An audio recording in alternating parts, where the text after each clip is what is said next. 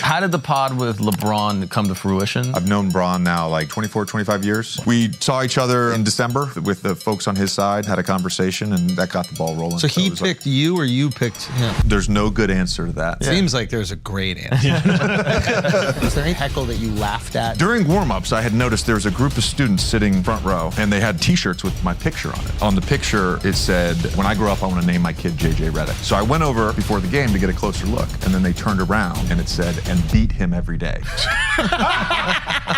Did you know that I recorded rap songs in college? Is this a bar from you? I was the inspiration for Martin Luther King. I'm the reason Ray Charles can sing. That's bars, That's kind of JJ. Was that you? I wrote that. White Chocolate was on this pod? Yeah. White Chocolate was on the pot. He fucking killed it. But He played Jason, Chocolate Yeah, J. I Will. played Chocolate J. Will. This is One-on-one. The Duke J. Will. Yeah, Duke J. Will. Yeah. One-on-one. And who won? Come on, bro. You won? Yeah, of course. Oh, you don't know the story? I don't know the story. I've never lost to an NBA player at basketball. I'm just telling you. So I've never lost. Spotted him 6 in a game. Listen, he gave. We had to, play till 7. okay. But listen, he gave me 6. I didn't ask for 6. He gave me 6. His hubris got the best of him, and then I had to beat him. I had to hit him with a little crossover, teardrop, no big deal. How many would you take from me? How many do I need to spot you? In one-on-one? Yeah. No, I'll beat you straight up one-on-one. I'll beat you straight up. I'll beat you straight up one-on-one. Because think about it, like Jay Will is, you know what I mean? He's the best. The best player to come out of Duke ever, man. No. Okay, look, what would I do? How would I handicap you? Okay, no, you can't shoot threes. Oh, you're getting destroyed. What? How? Bro. Going to the basket? Remember my going What if I cookie you? It's just going cookies. into my it was going into my junior year. No, Okay. going to my senior year of college. Okay. I had my girlfriend was she lived in Minneapolis, and so we were going to go to Big Sky for July 4th weekend. So I went to Minneapolis first, and so I grabbed her little brother. He was in like 6th grade at the time. I was like, I need a rebounder. So we went to her local Get them shots up. LA Fitness, whatever it was. I don't remember. Get my shots up, and there's this guy fucking lurking over on the sideline. And I get done with my workout, and he comes up to me and he's like, "Man, I know you could shoot, but like I played D2. I bet I can beat you one-on-one. I need to see you take me off the dribble." Yeah. And I beat him 11-0. Easy. It's like, yeah. With no threes. Yeah. It's like that Wayne Gretzky clip we just watched. You have no idea how athletic I am. No. This is the thing that always You're comparing me to LeBron and John Morant. This is the really funny thing. Is it like you're an elite athlete, but because you have to play against LeBron, sometimes guys look at you and they're like, I could get a few points on JJ. Right. But that's not even close to the case. No, that's racism. That's what we call racism. Dude, you're a victim of racism. No, dude, this is all racism. the time. You think you can beat him because he's white? No, because I had a roommate who... Dude, you're such a victim. You think you beat him because Your he's a lack white of guy, bro. privilege, Come dude, on. for real. What's the Scal thing? The Scal quote? What is that? Some guy, some fucking numbnut challenged him to a one-on-one, and he said, Scalabrini. He's like, Yeah. But he's like, dude, I'm closer to LeBron than you are to me. Destroyed the guy. Yeah. No, obviously I think that you would smoke me. I mean, with Jason Williams, with chocolate, we're gonna call him, with chocolate Jason Williams, he did have like his foot was hanging off or whatever because of the motorcycle accident. Sure. Jesus. And that he has what's called a drop foot.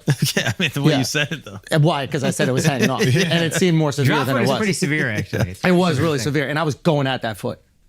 I was targeting the foot. Guy's an animal. Yeah, come on, I'm a Do competitor. you still think you dude. can I'm beat a killer. Caitlin Clark one-on-one? Yeah, well, I do think I could beat any female basketball, but I don't want to take down the sport because they're doing so great, and I love what's happening in female basketball. But I don't think, and I have a daughter.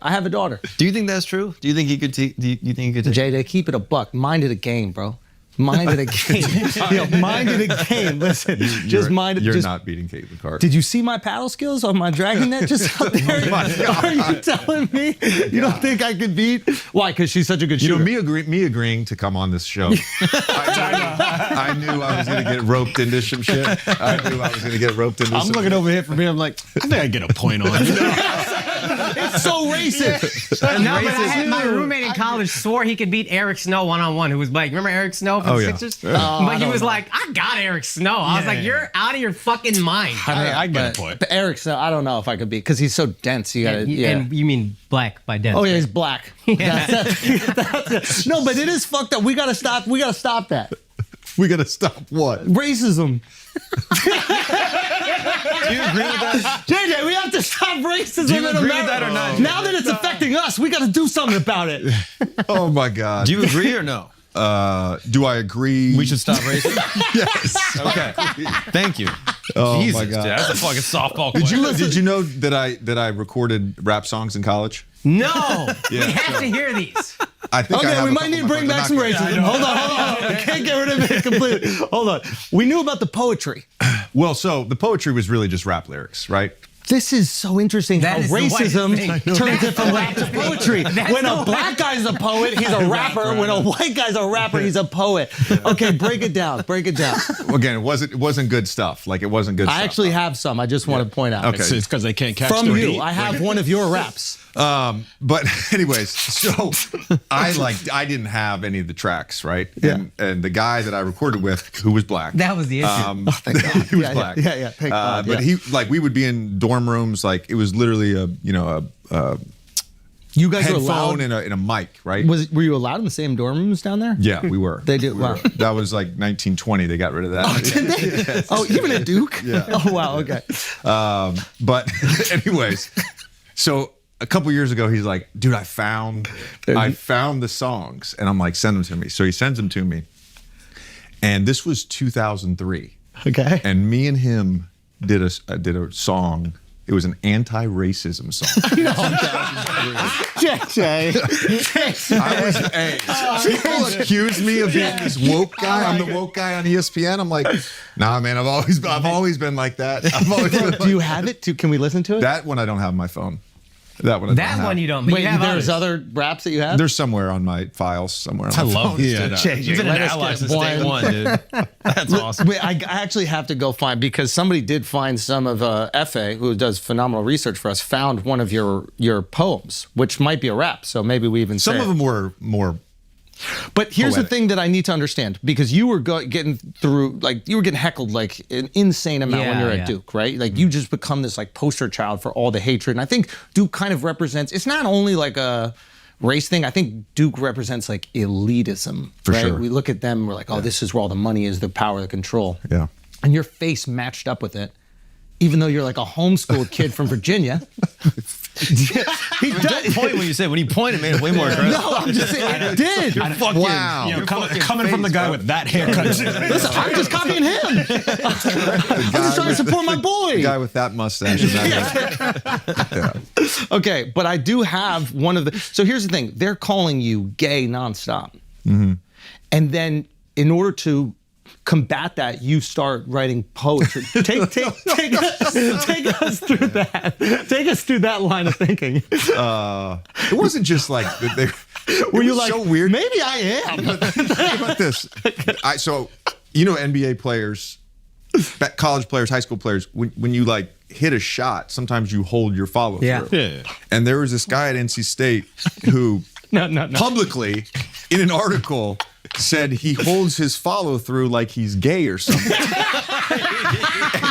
And like, That's a good line. and like nothing happened. Nothing happened. There was no like, hey, we need to cancel that guy, or like it was just like, oh, that's what he No, said. he does hold it. Yeah, that he is long. kind of gay the way he fucks doing his Like shot. it was just different time. The worst though was like it wasn't. There was some stuff I was sensitive about. Like I had bad shoulder acne in college. Oh, yeah. And so like I remember going to a UVA game, and they had all these fake Duke number 4 jerseys, and they had painted like red dots on the shoulders, right? Damn. And then like the shit at Maryland was like, you know, and Florida State too. Those two places were like talking about raping my 12-year-old sister, anally raping her, like all this stuff about That's my older fucking sisters and my crazy. mom. So like there was a lot that wasn't just like, oh, this dude's a douche. It was like really targeted stuff. And I think I may have done it. I think I did a thing for ESPN where I was like, to combat this, I started writing poetry. The reality is I was writing rap lyrics from the time I was like 14 years old. Okay. We used to go to I remember vividly, USA basketball camp. We get done with the camp and we've got like 6 hours till like everybody's going to go to bed. And, everybody's flying out the next morning. We're like, hey guys, should we go like cypher in the room? We just fucking freestyle in a battle rap. You were saying this to other dudes. Yeah. At Duke, Oh yeah, so I was in a fraternity my first 2 years. We couldn't be in a real fraternity, so we came up with PDF, which was Phi Drink a 40. Okay. Phi Drink a 40. It was like 9 of us. We had like sick gear, hoodies and shirts. Basically the fraternity's activities consisted of playing beer pong, getting drunk, going out to Chris Duhan's car, turning on like an instrumental beat, and then freestyling. Oh yeah. You're a better rapper than Chris Could Duhan. Chris spit? He was fine. But you had him though. Yeah, I had him. Okay, Yeah, is I mean, come on. this a bar from you? Just tell me if this tell me if this is a bar, okay? A sharp thorn once cut my soul, the blood flowed, but no bandage would ever cover the wound. Is that rap or poetry? I don't know. I don't know. I asked the Lord, what am I to do? He said, son, I made the sky blue. The rain falls because of me. Leaves change colors on a fall tree. I was the inspiration for Martin Luther King. I'm the reason Ray Charles can sing. I'm giving the strength to others through and through. And my son, I'll do the same for you. That's bars. That's kind of fun. KJ. Yo, you're like a white DMX. Yo. Was that you? I wrote that. You stuck the landing. I wrote I gotta be honest, you stuck the landing. I was really uncomfortable. You stuck the landing. That religious one is fire, So bro. diplomatic. I wrote that. Yep. I wrote that. Break down the MOK line. No, you don't have to answer that. You don't have to answer Come that. on, man. The God can do all things, dog. Objection. It's very simple. If DMX spit it, you'd be like, you'd have a few more N-words in it, and you'd be like, yo, that's hot. Wasn't Y'all he? contributed to the racism by laughing that he's rapping. Dude, That's a that's white rapper. That's bars right there, Nah, bro. and I'm telling you, the ending got it. That's bars right there, bro. I was very uncomfortable I'm with the the reason ending. Ray Charles can sing. I give it straight to others through and through. And my son, I'll do the same for you. I won't take away that back knee.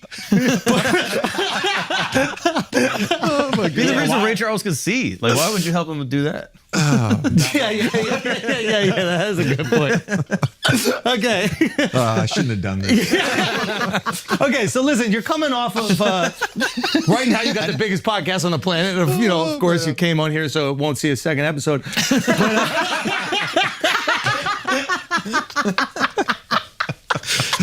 Okay, The first episode. go. I mean, there's so much. I don't know why, but there is something very funny about those lyrics. You don't know why? I can't stop laughing because of your delivery. Hold on. Should I deliver it like you? No. Let me deliver it like Do more emo. Do more emo. I'm gonna deliver it like you back in the day. Ready? Like a white boy. I asked the Lord what I'm not to do. He said, son, I made the sky blue. Okay, yeah, that was a rough one. That was rough. The ending was good. Fuck. You can't focus on the individual lines because then it really pops out at you. Okay, Wow. what was the funniest heckle you ever got? Was there ever a heckle? I want people to understand, there's going to be younger people probably watching this. You were arguably the most famous non-NBA player in the world at the time. Indisputably. Who else? Who else? Who else? Non-NBA. I'm sure there was somebody. I'm sure there was somebody. I'm sure there was Great somebody. answer, dude. Do you not remember what was happening at this time? It Pete was Sampras. insane. Oh, I remember Yeah. it vividly. No, not NBA basketball player. Yeah. Oh, Yeah, basketball player. Basketball. Yeah, okay. Like, yeah, okay. And one of the most recognizable figures, and this was at a time, I don't think it's as much now. The college game doesn't seem to Yeah. maintain the start. You went 4 years.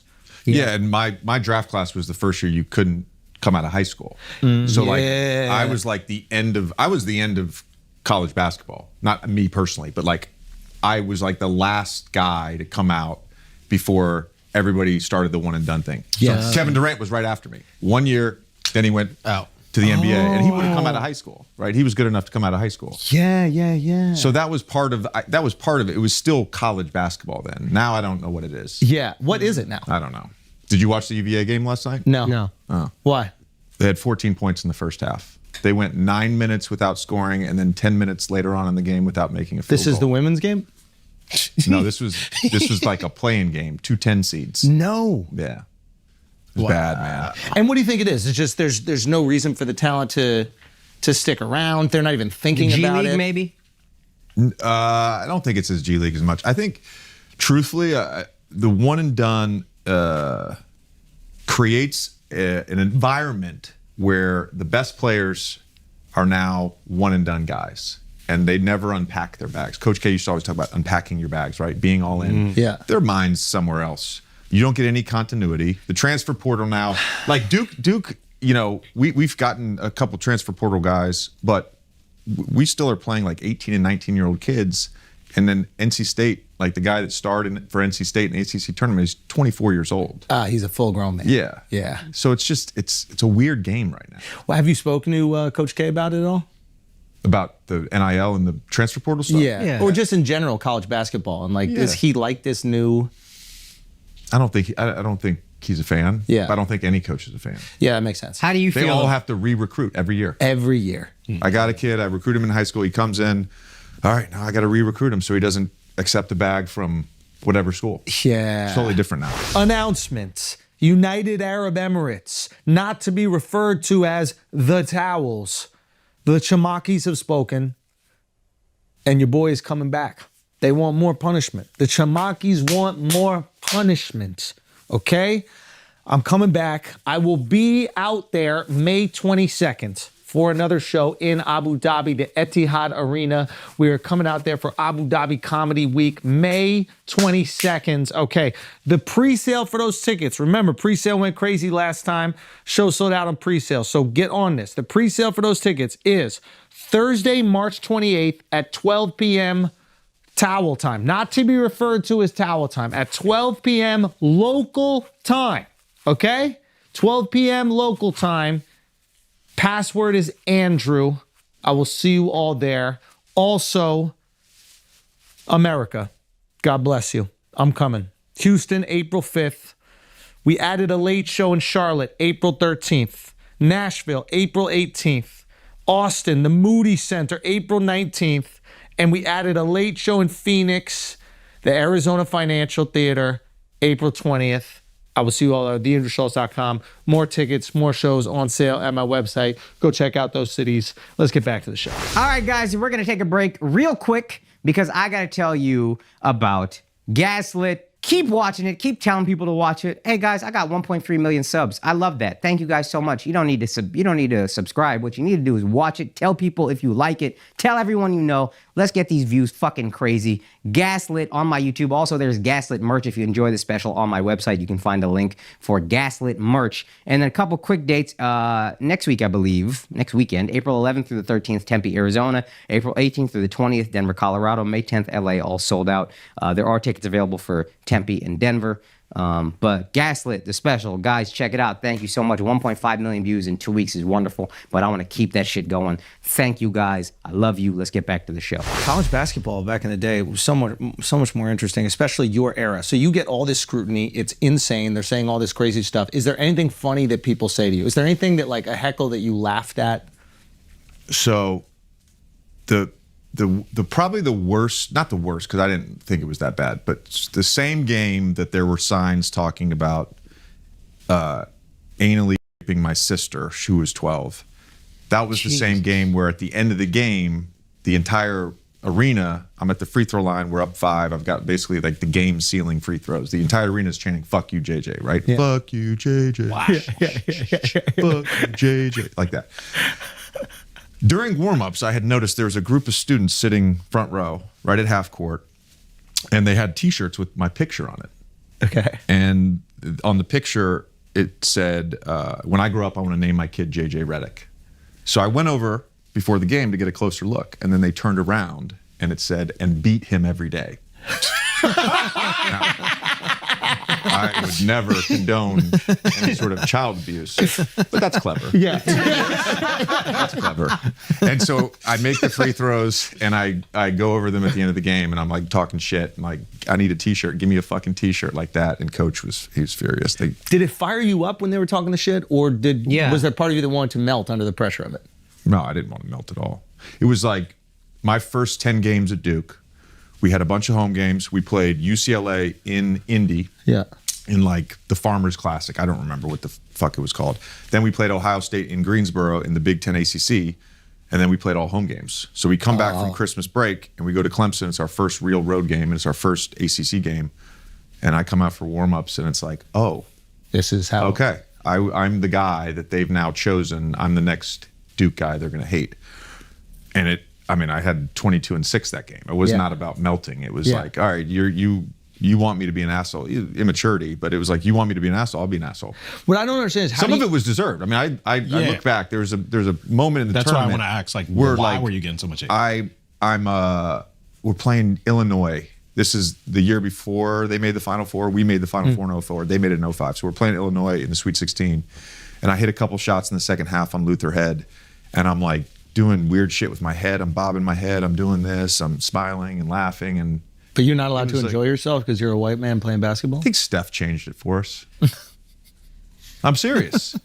Steph does that shit all the time. Yeah. Like, and everybody's cool with it, right? It annoys me a little. No, but there used to be, I mean. There's not a single person who would say Steph Curry is annoying. Yeah, I don't find him annoying. You don't like him. I love him. I love stuff. What are you talking about? You hate his game. You've said this many times publicly. You hate Steph Curry's game? You love Kyrie's game. This is blasphemy. I don't understand what this role reversal is. Yeah. Everybody's Did looking I at me. say that? Did I say that? Yeah, I'm gonna have to back check in it. the day, but I'm gonna have to check we the just clips. had I don't know. back in the day. Back in the day when we talked sports on the podcast. Yeah, you used to hate That's us. the What last did I time we say? talked. What did I say? I probably had a good argument. Go. No, you just didn't like his game. That he was just all shooting and nothing else. Oh yeah, but the argument for me was that I can't shoot. Yeah. It was sarcasm. I can't shoot, so I don't like the fact that the game is now 3-point shooting. I just go to the basket and I get buckets. So I like the guys who go to the basket and get buckets like Iverson, because that was how I played the game. Yeah. I'm like Allen Iverson more. Wow. But you did hate on him. Yeah. I just love LeBron, and he's in the way of LeBron. And so I'm like, well, you kept LeBron from getting 4 more championships or whatever. So I've chosen to root against him. I'm sure he's an amazing guy. And he's good at every single thing he does. Yeah. I just get annoyed that the guy that I want to be the greatest ever could have probably 8 championships if it wasn't for the Warriors. But you were saying he made celebrating okay. Yeah. Got it. Okay. I'm wondering if there's anybody before. No, I feel him. like a lot of people Yeah. for him. Like all the No, but like You had to be dunking and shit like that, I think is his point. Like even shooters. being a shooter wasn't ever cool in our childhood. Name a cool 3-point shooter. Reggie Miller wasn't cool. I loved Reggie. Miller was hated. I Reggie Miller loved did all Reggie. the shit. Yeah, he was hated. Yeah. Right? Yeah. But people hated Reggie. Yeah. So shooting wasn't cool I didn't hate until Reggie. Steph. I loved Yeah, I you loved loved Reggie. Where do you? What But would where do you a get the Jet confidence though? That's what I'm trying to understand. Like, where do you get the confidence to handle that kind of hate and scrutiny? Yeah, when you're 19 years old. Yeah. You know, I would say it was not confidence. There was the competitive part, which was very much easy. Like, I'm in the arena. I'm on a court doing what I love. That was easy. The confidence part, we haven't fully developed our egos at 18, 19 years old. Yeah. I don't think it was confidence at all. It was actually insecurity. And I had to start seeing it there. I saw a therapist every week for 3 years at Duke, from my sophomore year on. And it was because of like this whole notion. Like, I grew up a Duke fan. I wanted to go to Duke. 7 years old, I watched Leitner hit the shot. Mom and Dad, I'm gonna go play at Duke, right? I want to go to Duke. And I get to Duke and I'm like, oh, this shit's fucking hard, right? It's hard. Not only that part of it, the scrutiny, but playing at Duke was hard. Yeah. It was a mental fuck every People day. get they bring you their A game every like day. I got tested every single Yeah. day. For For whatever. Body language, chewing gum, you're chewing gum. My senior year, I set the ACC scoring record against Temple, and they played a boxing one on me. They had a guy, Marty Collins, who I'd played USA basketball with the season before, and Marty was like, he's like, hey man, John Chaney said, you're not getting the record today. We're throwing the whole fucking kitchen sink at you. We're gonna play boxing one. I needed like 11 points, right? So I end up scoring like 13 or whatever it was. They played a boxing one the whole game. We win the game. We go to film session the next day. And occasionally in my career, when I would have a okay first half or a bad first half, I'd put a piece of gum in my mouth just to like change things up. It's like a superstition, right? And coach the next day in the film session stops early in the second half and he's like, "What the fuck are you doing?" Chewing gum. Your head was not right. And I was like, was it that or was it the boxing one? Yeah, it might be the boxing one. Yeah. Was that? So it was like shit like that. It was just constant, right? Yeah. So through that process, I think ultimately it prepared me for the NBA because the NBA ended up being easy. Did you? You thought it was? Oh, sorry. Go. Yeah. What was your reception when you first got to the NBA? You're coming from this school. The that NBA no wasn't one- easy. I shouldn't say that. The NBA was easier. Was there any friction with other players who were like, "Oh, that's this fucking cocky kid. I'm gonna humble him." Yeah, for sure. My teammates. Did they call you Milk? Were they like Milk? did they milk check you? That sometimes happens in football. Did they milk check me? What is No. that? I never heard So of if that. there's like a white player out there, they're like milk, and then if there's a white like DB, for example, you yell at your quarterback, you go milk check, and then the quarterback looks and sees the guy guarding you is white, and then you just go long. No, I didn't get that. I never heard that. You never got milk checked. No, I mean I got like targeted. Yeah, on defense, Yeah, I mean every single play. no, not every single play, but like early in my career and then late in my career, I got targeted a lot. Yeah. And are your teammates going beyond normal rookie hazing because you're you, or is it just like? And what are they doing? It was all normal. I like was late for a couple practices, and the second time, they tied me to a chair Normal. with my clothes on and shoved me in a cold shower and then left me there. This is in Orlando. Yeah, this was in Orlando. Who did Dwight stay in the shower with you? I shouldn't have told you. Shout out Dwight. Dwight's like, I have a No, great idea. honestly, Let's strip him naked and throw him in a shower. The reason I say that it was easier though was because the Duke experience, whether it was just the scrutiny and the hatred, whatever you want to call it, and playing for Duke and the intensity of that day the to day, spotlight. it was like you get to the pros and it's like, okay, I know how to navigate these things now. Yeah. I'm well equipped to navigate the pressures and the competition and all the shit that comes with it. And I guess you're not the biggest name in the NBA. You're the biggest name in the NCAA. But in the NBA, they got LeBron. They got I didn't expect to Kobe. be. I didn't expect to be. I remember I was doing the 21 Underworld Championships in Argentina going into my senior year, and Hoops Hype wanted to talk to me, and one of the reporters wanted to talk to me, and so like the USA Basketball Comms person was like, "Can you get on the phone with this person?" And I remember them asking me about my expectation level for the NBA, and I started that was the same year I started taking Italian at Duke because I'd be like, it'd be cool to go play overseas. Like I didn't know expectation of like a long NBA career, and I was like, yeah, if I get to the next level, I don't expect to be a star. I'll be a role player. Okay, so you knew that going in. I want to talk about NBA in a second, but I first want to talk about high school. You're playing basketball in high school, and I imagine it feels like you're a superhero, right? Mm-hmm. Like you score whenever you want. It is. I just need to understand what that's like. Every single time the ball's going to you, every single time you put it up, nobody's upset about the shot. Is it the easiest game? Is it exciting? Does it get boring? Like, what is high school when you are the best? It's interesting. So high school and AAU are two different things. Okay. Right. So my freshman year, I played varsity. Yeah. And I averaged like 17 a game. Wow. And then I went and played 17 and under. So like that's all rising seniors. I Yeah. went and played 17 and under with Boo Williams. Yeah. Which was the other side of the state. Didn't know any of the guys, didn't know Boo. I like had like a person who had reached out to Boo and was like, hey, do you need a shooter for the summer tournaments? So I meet them in Atlanta. That experience, that was hard because I'm going against DeJuan Wagner. I'm going against Tyson Chandler, D Wade, Darius Miles. Yeah. Like all those guys are rising seniors. Yeah. So that was hard. I went to a public school in Southwest Virginia. Yeah. So like game to game, yeah, it was like, I wasn't say I was ever on cruise control because it was like, but it was easy to score. You could do 20. whatever the fuck you wanted. Yeah, but I couldn't because I had a great high school coach. Okay, so the coach is limited, but if you want to put up 50 a game, do you think that? The most I scored in high school was 43. Yeah. That was the most shots I took in a high school game was 25. was the state championship my senior year. Wow. The most shots I took in high school was 25. I was not like Let's say come you down let's say jacket. you were like DeJuan Wagner, where they're basically just going every single play, do whatever you want. 50 easy. I'm just trying to understand how easy high school basketball is when you're a superstar. Again, I think it's like night to night. If I said to myself, I'm going to get 30 tonight, I'm going to get 30. That easy. Yeah, easy. Okay. Yeah, especially junior, senior year. Yeah. By that time, like, I'm grown, I'm fully developed as Yeah. like a high school player. Nobody could bully you. Yeah, I was like, that was easy. Okay, so you but I made- also yeah. like the other thing, but again, Billy Hicks, my high school coach, like we played a very specific like motion system. He had gotten this like I think we called it thumb up. It was like 4 across the elbow and the free throw line, like so wings, 2 guys at the elbow, and it was just a movement set, Like a Stanford offense or whatever that is? Oh, that Princeton, For that's Princeton, like yeah. back doors. Okay. This was more like curls into pin downs.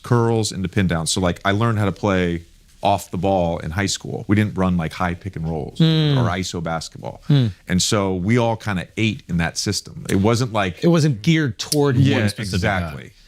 I had a couple plays, like I would get an ISO on the left block. If they need a bucket. And then if I got hot, I would just kind of like give my coach a look. I remember like my senior night, Coach K came. I was coming off an injury. And we were playing at one of our rivals in our district. And I got hot in the first half. And I kind of like looked at him and he's like, Let them go. which was basically my clearance to get a heat check in. Okay. So this is Yeah. one of the questions I have. And I do want to talk about NBA stuff, and there's tons of people I want to talk about in the NBA, but is getting hot real? Yes.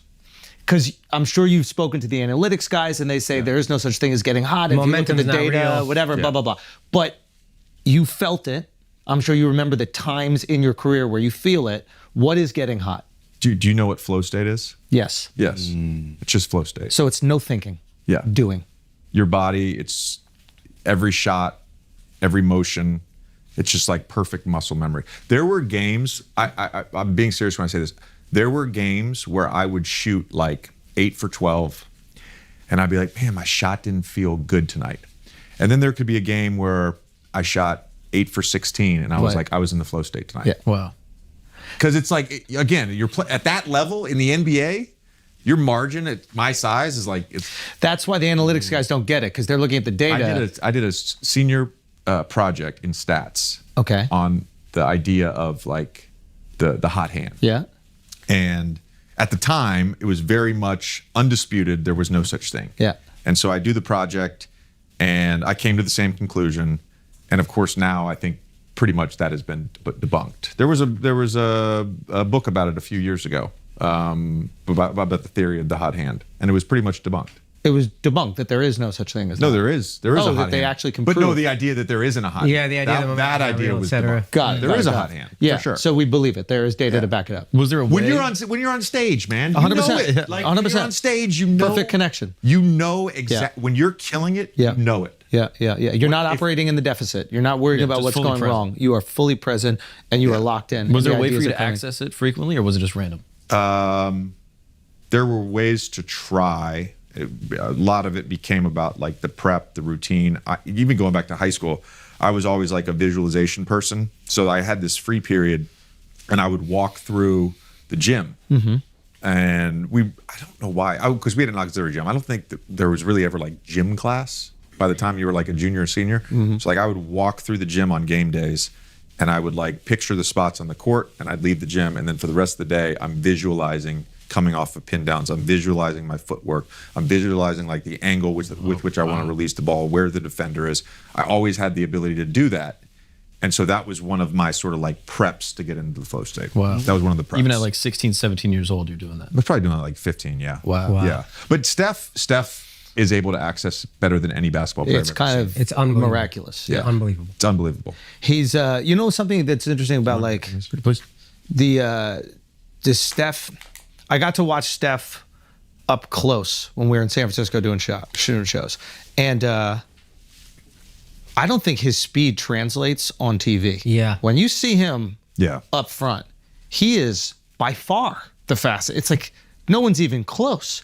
But on TV, it seems like the game is operating in slow motion. It's the same thing with like Brunson. I'm watching Brunson be so fucking effective, get to whatever position he wants to get to, but I don't see him as like a freakishly fast dude. So I'm trying to understand what creates game speed. All right, so I'm gonna actually grab this real quick, if you don't mind. Yeah, you got something for us? He's got to take a call. No, I got it for you. I just gotta find it. He got some more lyrics for you, bro. Yo, you got bars for us? Can you explain I this just in want a to get rhyme? all this stuff in here. So this idea of like an athlete in basketball, Yeah. basketball athleticism. So what goes into that? So historically, or traditionally, I should say, we think of basketball athletes as being vertical and linear, right? Fast and up.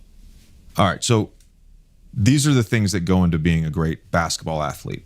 Change of direction, balance, coordination, change of pace. We talked about the deceleration before we started, which is the most fascinating thing in today's NBA. Strength, vertical plane, pliability, which is just flexibility, mobility, reflexes, stamina, and then the cognitive side of that is pattern recognition, spatial awareness, which is an easy way to say court mapping. Nikola Jokic court maps, anticipation, and then cognitive load. That's the mental bandwidth piece. How many Yeah. things can you process At the once? same time, yeah. Right? So it goes back to what you said about me as an athlete when we first started. Like, I am not a great athlete in the NBA. I'm not. Relative to the average person, I'm in the 1%. But I'm not in the 1% of the 1% of the, you know what I mean? Yeah. So all these guys that you're like, how do you explain it? It's because they have all of this shit.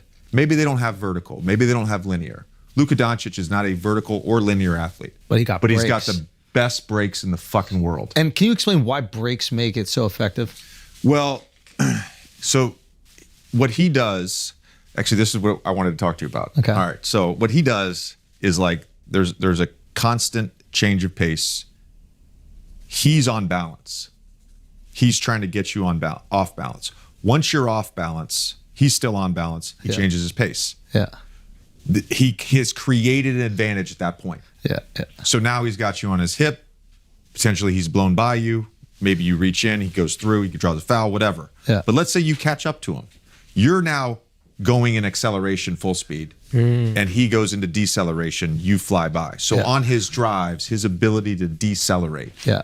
is special. Yeah, there's and he's very effective without having to create immediate acceleration. Like I remember, and I'm not in any way comparing myself to him, but I remember for me, in order to have any competitive advantage when I was playing, I had to make a commitment to going to the basket after one move and put everything into it because I didn't have that extra. I had a maybe decent first set, but I'm committed 100%. Now, at that commitment 100%, I didn't have the brakes to stop if the guy was with me. Right. But that was the only way that I knew. And when I started to play at higher levels and guys could stay with me, it was way more difficult for me to score. To see him do it at like medium speed, it feels like. And the second you're on his hip, it's over. Right. So it's like, it's not like he needs to blow by you. He just needs you here. Once he And- gets you off balance, it seems, And he's 6'8". Yeah. and That's it. Yeah, yeah. 30-ish, Coordinated. depending on the day. seems incredibly Yeah. strong. Yeah, his lower body's insane. Okay, so what his about lower body's insane. Wait. What do you mean? Like it's all strength. legs. It's Oh yeah, it's strength. so that's the breaks. Yeah. What I was going to say about Brunson and Luka's in this category, and I put like Kyrie in this category, is like I was thinking last night before I went to bed because I watched some of the Mavs game against the Spurs, and then once the Nuggets game came on, I really wanted to watch that game, so I watched the full Nuggets T-Wolves game, and I was laying in bed and I was thinking about how we break down certain players and like what a scouting report is on a certain player. And for some guys, it's like me. I had a very simple scouting report, right? But for some guys, it's like, What all was right, yours? What was yours? you have to be aware of where he is at all times. He's in constant motion. I like to turn over my left shoulder. If you could force him out to the right side where he turns over his right shoulder. Turn over your left shoulder means you're getting the ball. So the basket's that way. I wanted to turn this way over my left shoulder. So you're coming So the around. defender's on this side. Yeah. My right hand is here. You can't get to the ball. But if you're I turn the other righty- way, right? I have short arms, alligator arms, negative wingspan. But I was thinking about certain guys where it's like, all right, this guy in isolation, he likes to go left. This guy, if he's playing in pick and roll. He wants to come to his right hand. He's going to shoot a 1-2 dribble pull up. This guy's better finishing right. There's some guys that just defy breakdown. Luka defies a breakdown. Like, what is his scouting report? Yeah. Jalen Brunson, by the way, like I've watched him over the last 2 years, and I played with Jalen. I knew he was good. I did not know he was going to be this good. Yeah. Jalen Brunson, it's like, is there an answer for him? Because he can score going right. He can score going left. He can shoot threes off the dribble. Yeah. He can shoot, catch, and shoot. What makes Jalen so good, going back to that, he's got a lot of those qualities, right? I don't think he's the fastest guy. Yeah. Certainly not a vertical athlete. Yeah. He's always on balance. Yeah. He does everything, every trick, the footwork, the body shifts, Yeah. the handle. He does everything to get you off balance, Also, but he's never off balance. The handle's underrated too. That's another thing. Incredible control of the ball. Yeah. And ability to change directions. And he has that kind of almost like, remember IT's dribble? Oh, yeah. Where it's yeah. like he kind of lulls you to sleep almost, and then first step, Yeah. see you later. I feel like Jalen's got a little bit of that. Do you know what a keep action is? No. A keep action. So Draymond Green does this a lot. So you throw him the ball and you go to chase it, or he goes into a dribble handoff on the other side. A dribble handoff is just mean you dribble at somebody and you hand it off, right? So a keep action is you dribble at somebody, your guy then tries to help, and you just keep it and go, right? So Jalen Brunson will bring the ball up on the right side of the floor, and he will go to a dribble handoff with the other guard, and he'll do this and just keep it, right? Yeah. I'm at a game. I have a friend who has courtside seats, so he invited me, and we're at a game, and I'm sitting courtside across from the Knicks bench, and looking at Tibbs. Knicks are going that way. Everyone is sort of backpedaling near Tibbs, and Tibbs calls 7 keep or whatever they call their keep action. Audibly, anyone sitting there can hear it. Hear exactly And I'm like, Jalen Brunson, keep action. Here we go. And Jalen Brunson drills with the right side, does his thing, keep action, wide open layup. I'm like, how? Yeah. How? Memphis was playing a bunch of G League guys, so that was part of it. But also, like, you know it's coming. Yeah. The best players, you know what they really want to get to, and you can't stop them. And they still get to it. They still get to it. Michael Jordan wanted to get to his right hand. And it's going to go. Have you seen this shit? What We done with the 90s? Joe, it's I hate this. Who's paying for this? This is your podcast co-host. There's a media smear campaign out there for Michael Jordan, and there's all these people that are like taking these clips and saying how trash basketball was in the 90s, as if we didn't fucking watch it. Yeah. You thought it was trash? No. So MJ does whatever he wants now. And they tried to say MJ doesn't have a left hand, and then they broke it down, and it's like he goes to the left just as much as he goes to the right now. Like, This is a smear campaign. this is a smear campaign. I don't love This it. is I because of some things that have happened on First Take and The Old Man and the Three, which is my other podcast, because of some things that I've said, Yeah. I have this reputation as like destroying the older generation. And it's like, What did you call them? Janitors? Plumbers and firemen. There we go. But here's everything I've ever said is you've been based smeared. in fact. what are the facts here? That Michael Jordan's a fireman? No, I was talking specifically about the players that Bob Cousy played against in the 1950s. Okay, this is different. In the 1950s, nearly every professional athlete in every sport Was white. Had What? Don't get me started on the quota. wait.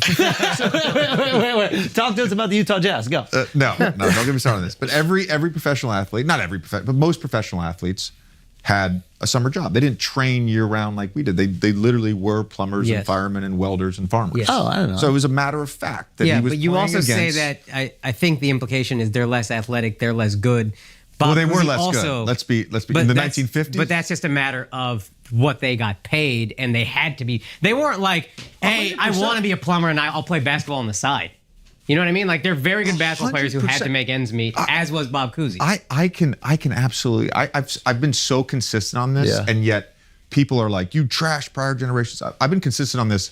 But Bob the Cousy, first time I ever commented on any of this was right after the top 75 list came out. Yeah, and you were pissed that fucking Dwight Howard wasn't on it. And all I said was, we should absolutely celebrate the greatest players in every era, what they accomplished, who they were as players. We should celebrate that. But you can't tell me that Dolph Schayes was a better basketball player than Tracy McGrady or Kyrie Irving or Klay Thompson or Dwight Howard. It's just it's not based in any sort of fact. Now, relative to the competition, you could make an argument, right? Relative to the competition, which is what I've been consistent on. Celebrate what players were able to do in their era. So I get knocked for, I trashed Larry Bird. Dominique Wilkins has been on like 19 different podcasts talking about how stupid I am for saying that Larry Bird is a top 10 player of all time and one of the greatest shooters ever. But objectively, he's not a top 5 3-point shooter. He's just not. Well, wasn't there? And the argument against that is, well, if he had played in today's era, he would be a top 5. What? That doesn't even make sense. That's not based in reality or fact. Wait a minute, but was there a 3-point line early in his career? 3-point line was 1979, 1980. I believe was the first year of the 3-point line. Chris Ford made the first 3-pointer ever. But when does he come in the league? Bird. He was the class of 79, wasn't he? Okay, so he's in it. So the game is a little different. But you're saying the data doesn't show that he's a top 3-point shooter. Yeah, he shot like 3 a game or something. Yeah, I mean, 2.67. 37% for his career. a different Draymond game. Green just passed him in the all-time Total three-point list. 3-point. Yeah. I believe Richard Jefferson is right above him too. I'm gonna say Richard Jefferson's one of the best. So what was Larry Bird good at? But I think that's Larry Bird was one of the greatest players ever. Yeah. He was a great shooter. First of all, he was a great shooter. Yeah. Incredible passer. Yeah. insane passer. He's also, to me, like when I watch, because I watch full games and then I watch the highlight montage that we all watch. I love watching full games on YouTube. It's one of the greatest gifts ever of YouTube. Yeah. But he's another guy who like defied a definition. Yeah. To me. Yeah. He defied a definition. Yeah. Jordan defied a definition. Yeah. He defied a definition. They're transcendent players. Yeah. Transcendent. That's how I look at him. But not a good 3-point shooter. No, he was a good 3-point shooter. But one of the best shooters ever? But Mad Dog that day said to me, but Larry Bird won a 3-point contest. I'm like, are you serious? Yeah.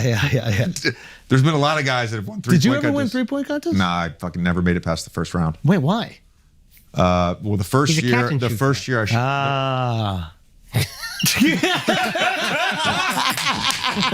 Again, It's like, because the rack is not on the right side. If you had the rack on the right side, this is what drives me crazy though. Is like, you again, like You need people there's talking shit to you while you're there's shooting. That's the problem. perception, and then there's like facts. And we have like cameras in the arenas now. We can track everything. I can tell you that Wembanyama's release point is at 9.4 feet. I can tell you that LeBron that James shit, this year JJ. on catch and shoot threes, his right shoulder is turned 6 degrees more to the right, so he's more square to the And basket. you would I know all catch and this shoot shit. threes very Yes. well. So my point is, are you a catch and shoot I guy? was for like, no, of course I was. But I was also one of the top off the dribble jump shooters in the NBA I knew for that. years. I knew that about Was one you. of the best Fucking mid-range guy. shooters in the NBA for years. I wasn't just like, when people say spot up, I'm like, I didn't even practice spot up three. You didn't even practice it. No, I didn't practice spot up three. I didn't practice. Why would I? Why would he? Why When would am I he? getting a He's putting it on when the am I floor. getting- when am I getting this? He's putting it No, on the I'm floor. moving. I'm moving. Also moving, dickhead. Yeah.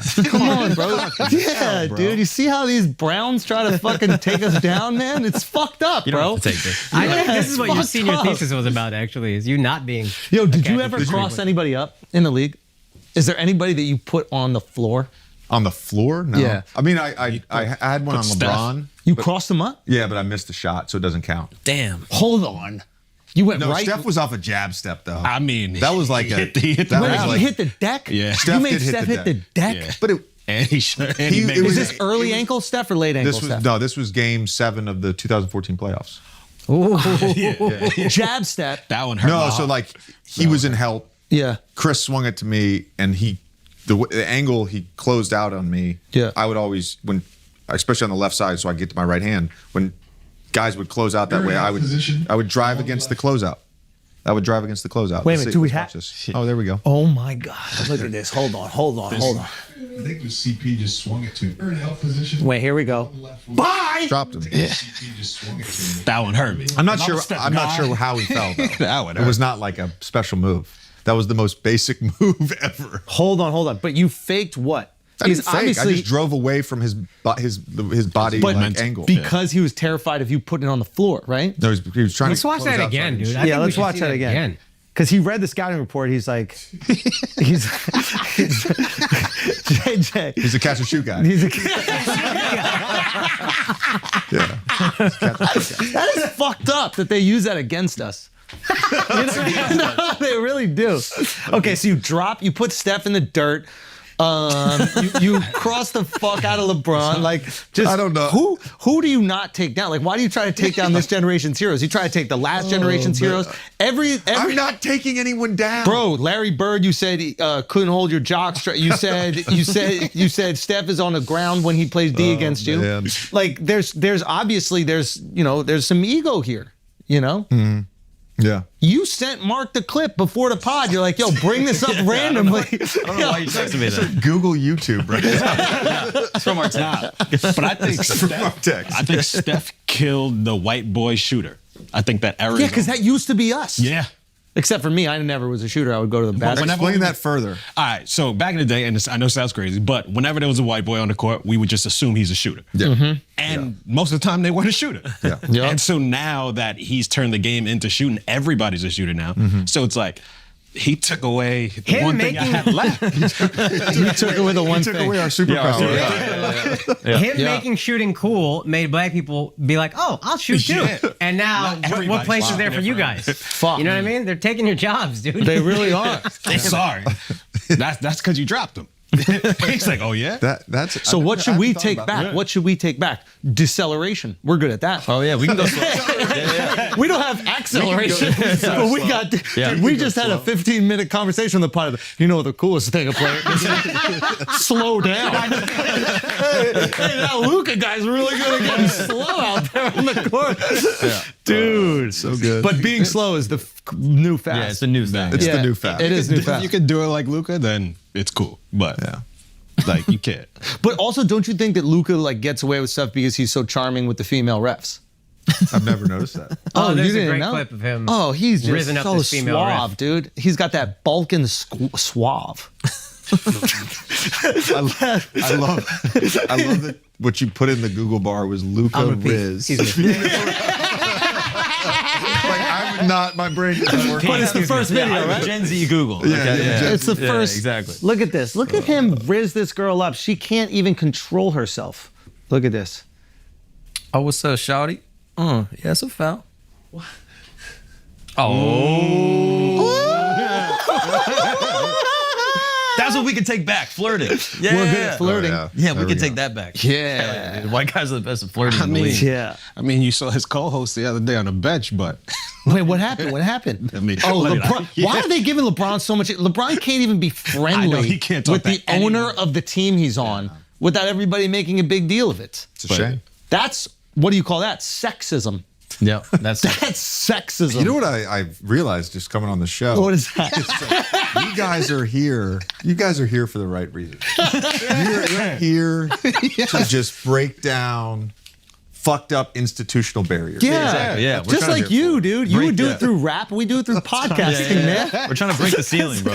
Yeah, We're we- allies. done. Exactly. I get it. I We're get it. woke Up late too. to practice, you are an ally, bro. Yeah, what were you doing? It's a fact, Yo, why right. were you late to practice? What do you CPT. think that was about? Yeah. You were on CPT? What is that? Shut up. That's not, that was great. They don't teach you that at Duke, bro. That was great. CPT? Chinese people time? No. Alex is the one who can only tell you what it is. It's Color people time. We're known to be a little late. Indians are too. Yeah, So we it's call it black and brown. IST, which is weird. Indian Standard Time. Indian Standard Time. But white people, we always show up on time. You were 15 minutes early. Yeah. That is true. You got here before me? I was 19 And you know what's minutes. crazy? I was 19 minutes early. You know what's crazy? He's supposed to be 30 minutes early, but CPT. Nah, he was later than me, though. I'm snitching, sorry. All right, guys, we're going to take a break for a second because some of y'all want to be chef extraordinaires, okay? I don't know if you're watching The Bear, you're watching Hell's Kitchen, you're watching Top Chef. I don't know exactly what you're watching, but you have the urge, the desire to provide food for your loved ones, and it's beautiful, but don't mess it up because you really only get one chance. If you're going to make the meal for your loved ones, for a person that you're maybe just meeting for the second, third time, you really want to impress that person, this is great. Don't mess it up, okay? How do we make sure that you don't mess it up? Just Meat has got your back. They're going to do all the difficult stuff. All you need to do is just cook it. They're going to have it marinated absolutely delicious, okay?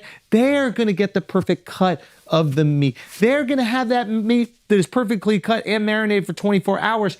They're going to deliver it to you. All you got to do is cook it, eat it, impress your loved ones, do whatever else happens next, and then rinse and repeat. You clean up and then you repeat, okay? Seasoned, cut, cleaned, organic meat from a trusted farm. That's all you need. After that, you add the veggies, the rice, the quinoa, whatever the fuck you want to it, and now your meal is done, okay? They took the most time-consuming part out of cooking and the most important part. Let's just be honest, okay? Anybody can go grab the meat from the store, but you can't create that flavor. You can't make sure it's the right cut, and you cannot get all that deliciousness delivered right to your door. Yeah, the veggies. You're going to get the veggies. They're going to make it there. Nobody's ever going to leave your house going, oh my God, the broccoli was mind-blowing. But that steak, And of course, because we're always looking out for you, right now, you go to justmeats.com/flagrant. Use the code flagrant. You're going to get $15 off your first purchase. And better yet, this discount is stackable with other offers, which means if the site is offering 20% off, which it is right now, you get to cash in on both offers. So that's the $15 off and the 20% off. So stop wasting your time. Sign up now. Again, that's justmeats.com/flagrant, promo code flagrant. They know what they do best. Let them make your life that much easier and more delicious. Now let's get back to the show. All right, guys, we're going to take a break real quick because we got to talk about something important. If you are injured by the negligence of another, you deserve to be paid. I know life is crazy and sometimes crazy shit happens because of one person's negligence, malpractice, whatever, and that can result in your settlement if that happens to you. So if you are injured in an accident, not calling a lawyer means you could be leaving money on the table. When you're seriously hurt, your injury could be worth millions. Look, getting seriously injured does suck. Everything that comes with it is really hard, but you know what's easy is checking out Morgan & Morgan. So if you're ever injured, you can check out Morgan & Morgan. It is America's largest injury law firm. They got over 100 officers, and this is what's important. They have recovered over $20 billion for over 500,000 clients. That means they have helped a lot of people win a lot of money. Morgan & Morgan clearly has a proven track record of fighting to get you full and fair compensation. So, like I said, getting injured because of someone else's negligence or malpractice or etc. is hard to go through. But submitting a claim, an injury claim with Morgan & Morgan is very easy. So there's one small silver lining to all that, and they will fight to get you as much money as possible. So if you are ever injured, you can check out Morgan & Morgan. Their fee is free unless you win. That's important, so I'm going to repeat it. Their fee is free unless you win. So for more information, go to forthepeople.com/flagrant or dial pound law. That's pound 529 from your cell phone. That is forthepeople.com/flagrant or pound law, pound 529 from your cell. This is a paid advertisement, but that don't mean I don't know what the fuck I'm talking about. Let's get back to the show. Okay, so you're going into the NBA going, how long do you think your career is going to be? I know you're learning Italian. You're like, I might play overseas, but you get drafted. How long do you think you're going to play? One. And two, are you just thinking about, okay, this is my chance to make generational wealth and then I'm out of here? Or are you going, I'm winning an NBA championship? What is going through your mind when you go to Orlando? The first thing was like, can I get on the court? Which that took a while. So there's a process. I mean this. There's a process for every NBA player. It was like, can I get on the court? Can I get playing time? Can I like show that I'm good? Can I get paid? And in a lot of times, like for me, early in my career, I played on a great Orlando team. It was about winning a championship. I played against the Lakers in 2009, which was my third year. I was still on my rookie contract. Wow. Yeah. In terms of the longevity, like I stayed 4 years. So I turned 22 right after the draft. Yeah. So I played the 4 years. I'm 26 in 2010, first time being a free agent. And I really thought I was going to get a 5-year deal from Boston for the full mid-level. Were you guys talking? No, I did not think that. But I played well against them 2 straight years in the playoffs. So they're like, okay, we want this. Yeah. And then Perk gets hurt in Game 6 of the finals against the Lakers. So they used the mid-level on Jermaine O'Neal because Perk was going to be out that season. And so I sat there for 10 days and I had to wait on LeBron. So a bunch of guys signed, and then there was like a few teams that still had cap space that were waiting on LeBron. Milwaukee. Chicago was one of them. So I signed with Chicago, but it was a 3-year deal. And I remember thinking at the time, like, all right, 29, maybe I could re-up. But the reason I wanted a 5-year deal, because I was thinking 31, I'm a undersized shooting guard with a negative wingspan. I'm likely this is going to be my last real contract. So you're already looking at Yeah, and then your I mortality. and then I made more money in my last 4 years than I did in my first 11 years. Okay, so take us through that. What is you're going from Orlando? I thought you go Orlando, Milwaukee. I was a restricted free agent, so I'm on my honeymoon. So I spent 10 days stressing out on my honeymoon. I finally signed with Chicago. I'm in Florence. I signed with Chicago. I've got to wait. We then go to Barcelona, and we didn't do shit in Barcelona, but walk around and talk. Yeah. Because we were like, are we going to Chicago? We don't know anybody in Chicago. Should we move to Chicago? Should we live in Chicago? Yeah. Should we have an off-season home? Should we, what do we do? Like, we need a home base. Like, it was just like this really uncertain period. Yeah. So I didn't really even enjoy Barcelona, to be honest with you. And then the last day there, Orlando had 7 days to match. Yeah. So on the 7th day, they said, we're matching the contract. You have to go back, right? So I then went back to Orlando. The big thing for me was my last year in Orlando was our start of our rebuild. Dwight left, got traded to LA. Stan was let go. But you're hooping. They bring in Jacques Vaughn, and Jacques came to me in preseason, and he's like, I don't want you to start, because if you start, it's you, Aflalo, and Jameer. We're super undersized. We're gonna start Mo Harkless. So you're gonna come off the bench, but I want you to be my Ginobili. I'm gonna literally, it was the first time in my career was like, we're gonna run plays through you. When you're on the court, we're running offense through you. So I play well, and that was like, to me, that was the turning point in my career. So I signed with LA, and the summer after my first year in LA, the season ends, I'm 29, I'm getting ready to turn 30, I'm getting ready to have my first kid. Steve Nash lived like 2 blocks from me. So I keep running into him, and I didn't really know Steve, but he was always super kind to me. And one day I ran into him, and I was like, hey, can I have coffee with you? So we went and had coffee, and I just said to him, dude, you're one of the few guys at that point that had gotten better in their 30s. He was an all-star in Dallas. Like, it wasn't like he was a bad, but when he went to Phoenix, he got was a better different animal. in his 30s. Yeah, it was How did very you do Jalen it? Brunson-like. And he gave me some advice. What did he say? Shorter and harder. You don't need to shoot 800 shots. I know what you're going to say. Can you not be a child for 5 seconds? He cannot. What do you mean? I'm like, dude, I didn't do anything. What? Okay, I'll reword that for you. The 2 white basketball players. What's the best thing? Short and hard. Be more Okay, efficient. go. Be more efficient in your training. Meaning, like, and I'd always worked on my game, but it wasn't about volume. It was about every specific thing that you were going to do on a basketball court. Do it at game speed. And you don't need 20 reps, do 10 perfect reps. So my workouts ended up being the same amount of time, hour to an hour and 15 on the court every day. But they were more taxing. Is that a better word for you? Yes. They were more taxing. Thank you. Okay. Wait, so you That started really working appealed out. to his Jewish side. Yeah.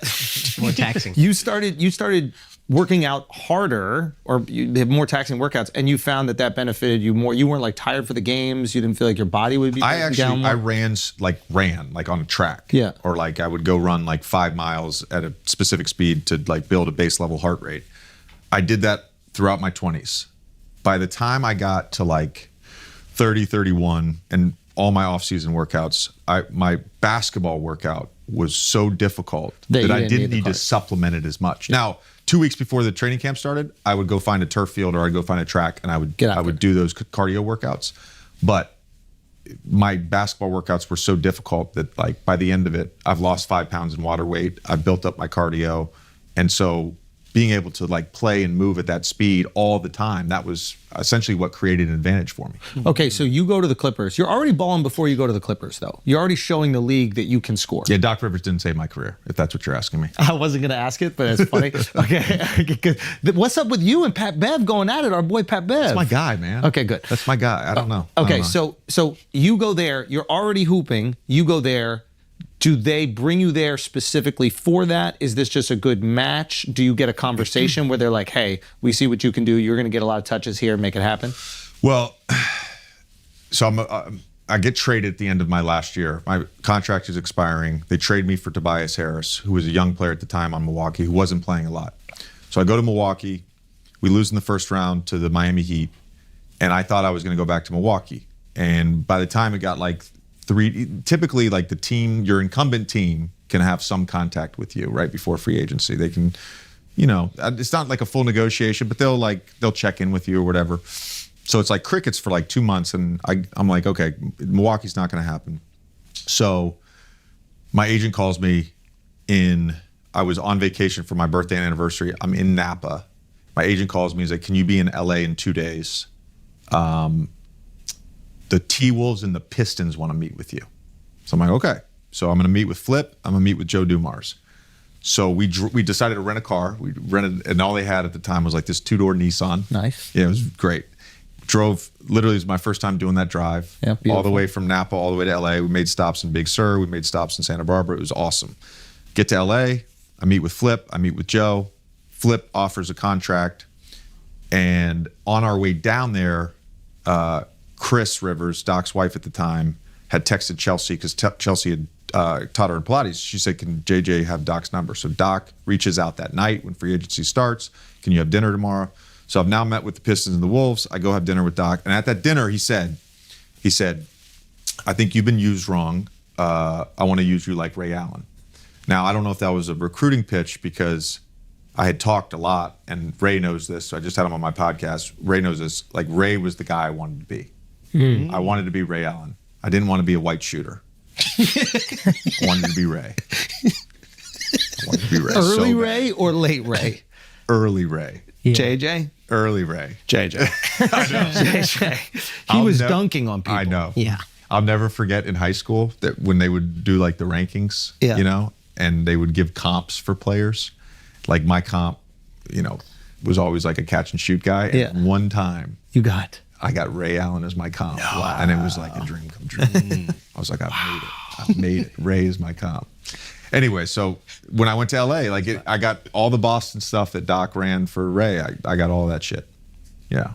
It was great. And he was forthcoming with this. He was like, listen, we really want you to cook, go out there, shoot. But I didn't even know I was going to start. Like, that's the thing. Like, I remember first day of training camp, we went to San Diego that year, and Jamal Crawford was still there, right? And Willie Green had started the year before. They'd used Jamal as like a bench player, or not, 6-man, whatever.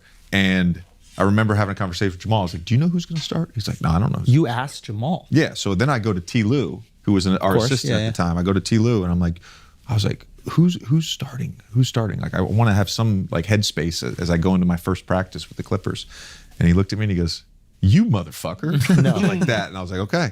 So that was like a big, I did that, and I Was there an ego issue with Jamal? No. He was with Fam? No. He's the man. No, him and I are, yeah. Also, I love him coming off the bench. Yeah, that's what I think he knew. Just give him the ball. Great, because like Doc also liked having all bench, at the time at least, had like having all bench units. Yeah.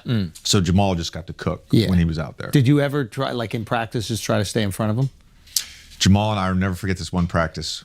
It was probably, Glenn Davis was there, so. Shout out, Big Baby. Shout out to Big Baby. I think he's doing porn. But yeah, he is. Filming. Yeah, filming it for now. That's how it starts. Yeah. Yeah. But we were working on like some player we were playing against was going to play ISO. So, I'm on the starting team. Jamal's on the second unit. So Jamal gets to be the ISO guy. And he like scored on me once, and like Jamal carried the ball. Let's be honest. So Jamal carried the ball. The hate. So then like hate, bro. By the way, so he scored on me once. So everybody's like fucking gassing him up. Yeah. And then I get a couple stops or whatever, and I'm like, yeah, all right, now it's my turn. Like, give me the ball. Yeah. So I'm like kind of going to him, and I score a couple times, talking shit. How'd you score on him? Yeah, who would pass you the ball? I crossed him over, hit a little floater in the lane, like that sort of thing. Come on. I'm in ISO. It's like literally we're on the right quadrant, high right quadrant. Everybody's cleared out, and we're just like dancing. Yeah, you don't gotta lie here. Yeah. Anyways, baby gassed me up after practice. Yeah, what'd he say? He's like, yo, he can't hold you. No, he can't hold Jamal you, and I never once had a rivalry. Like, really? We never had. No, from day one, he was like the greatest teammate. He's the man. I've heard. He's the man. I've heard he's like he takes incredible care of his body. Greatest teammate, super smart guy. Doesn't smoke, very doesn't cerebral. drink. Yeah. Yeah, gets to sleep. Handle Loves ridiculous. the basketball. Unbelievable. Never done a ball handling drill in his life. Get the fuck out of here. Wow. That's what he claims.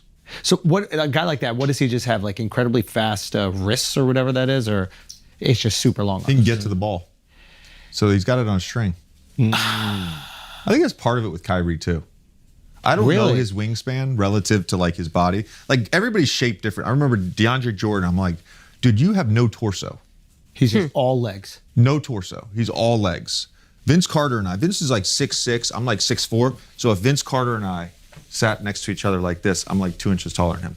Oh, he's all legs too. He's yeah. all arms and legs. Yeah, yeah, yeah. And I don't know. I feel like Kyrie. Maybe I don't know his wingspan, but I feel like Kyrie's like anatomically is just like built so that he can handle the ball. Yeah.